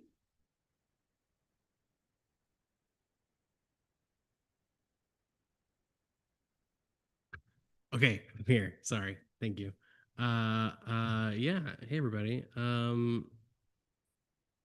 I don't even know that I have any announcements for you. You guys are doing great. I know it's a lot having to do so many confirmations and having to do extra meetings to complete it all. But you guys are working through it, so good work on that. And it'll be a few more weeks of that. So, keep going, keep strong. And then it will get easier or at least less busy. Yeah, I don't have anything else. For the sake of time, it hurts my heart to do it, but I will skip Senator shoutouts for tonight because you all will run me out of town if I don't. Any questions for Brody? Seeing none, Madavi. No remarks, guy. Go home safe. It's raining, so make sure to be dry and not get sick. Any questions for Madavi? Seeing none. Miscellaneous business resignations. I hereby resign Nathan Rickett from SBA. And then Hamid's amazing apparel ranking. So what was with the sigh? Okay. Guys, my favorite time of 8:52 p.m. every Thursday. Okay. First of all, gotta bring the name. Shout out Senator Lipner for adding amazing apparel. I like this. Great alliteration. It makes sense. I'm gonna give it an 8 out of 10. This is a great score. Okay. Okay. This is really hard because you guys came out tonight. Like so many people are serving looks. Okay, well, I was looking around. I gotta okay. I feel like third place tied all the guys in suits. So that means Chair Escobar, new Sergeant at Arms, love the suits. Stand up, give him a twirl. It's a part of the experience. Okay. Second place, Vice Chair Jones. The fit.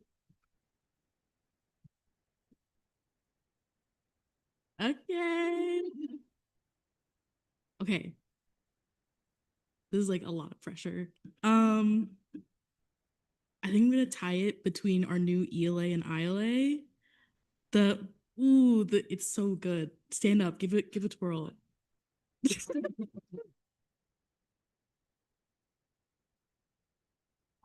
But every day you guys come to serve in more ways than one, and that's important to recognize, even if some people don't want to recognize it. Anyway. Whooshed. Make the motion. What? Motion to adjourn pending final roll call. There's been a motion to adjourn this meeting pending final roll call. Any objections? Seeing none, I'm going to do that every meeting, so you guys better be prepared. Chair Gaudio. Right, I'm going to crush through this, so please respond quickly or I'm just marking you down. Luke Paul. Present. Anna Reed. Present. Olivia Smith. Present.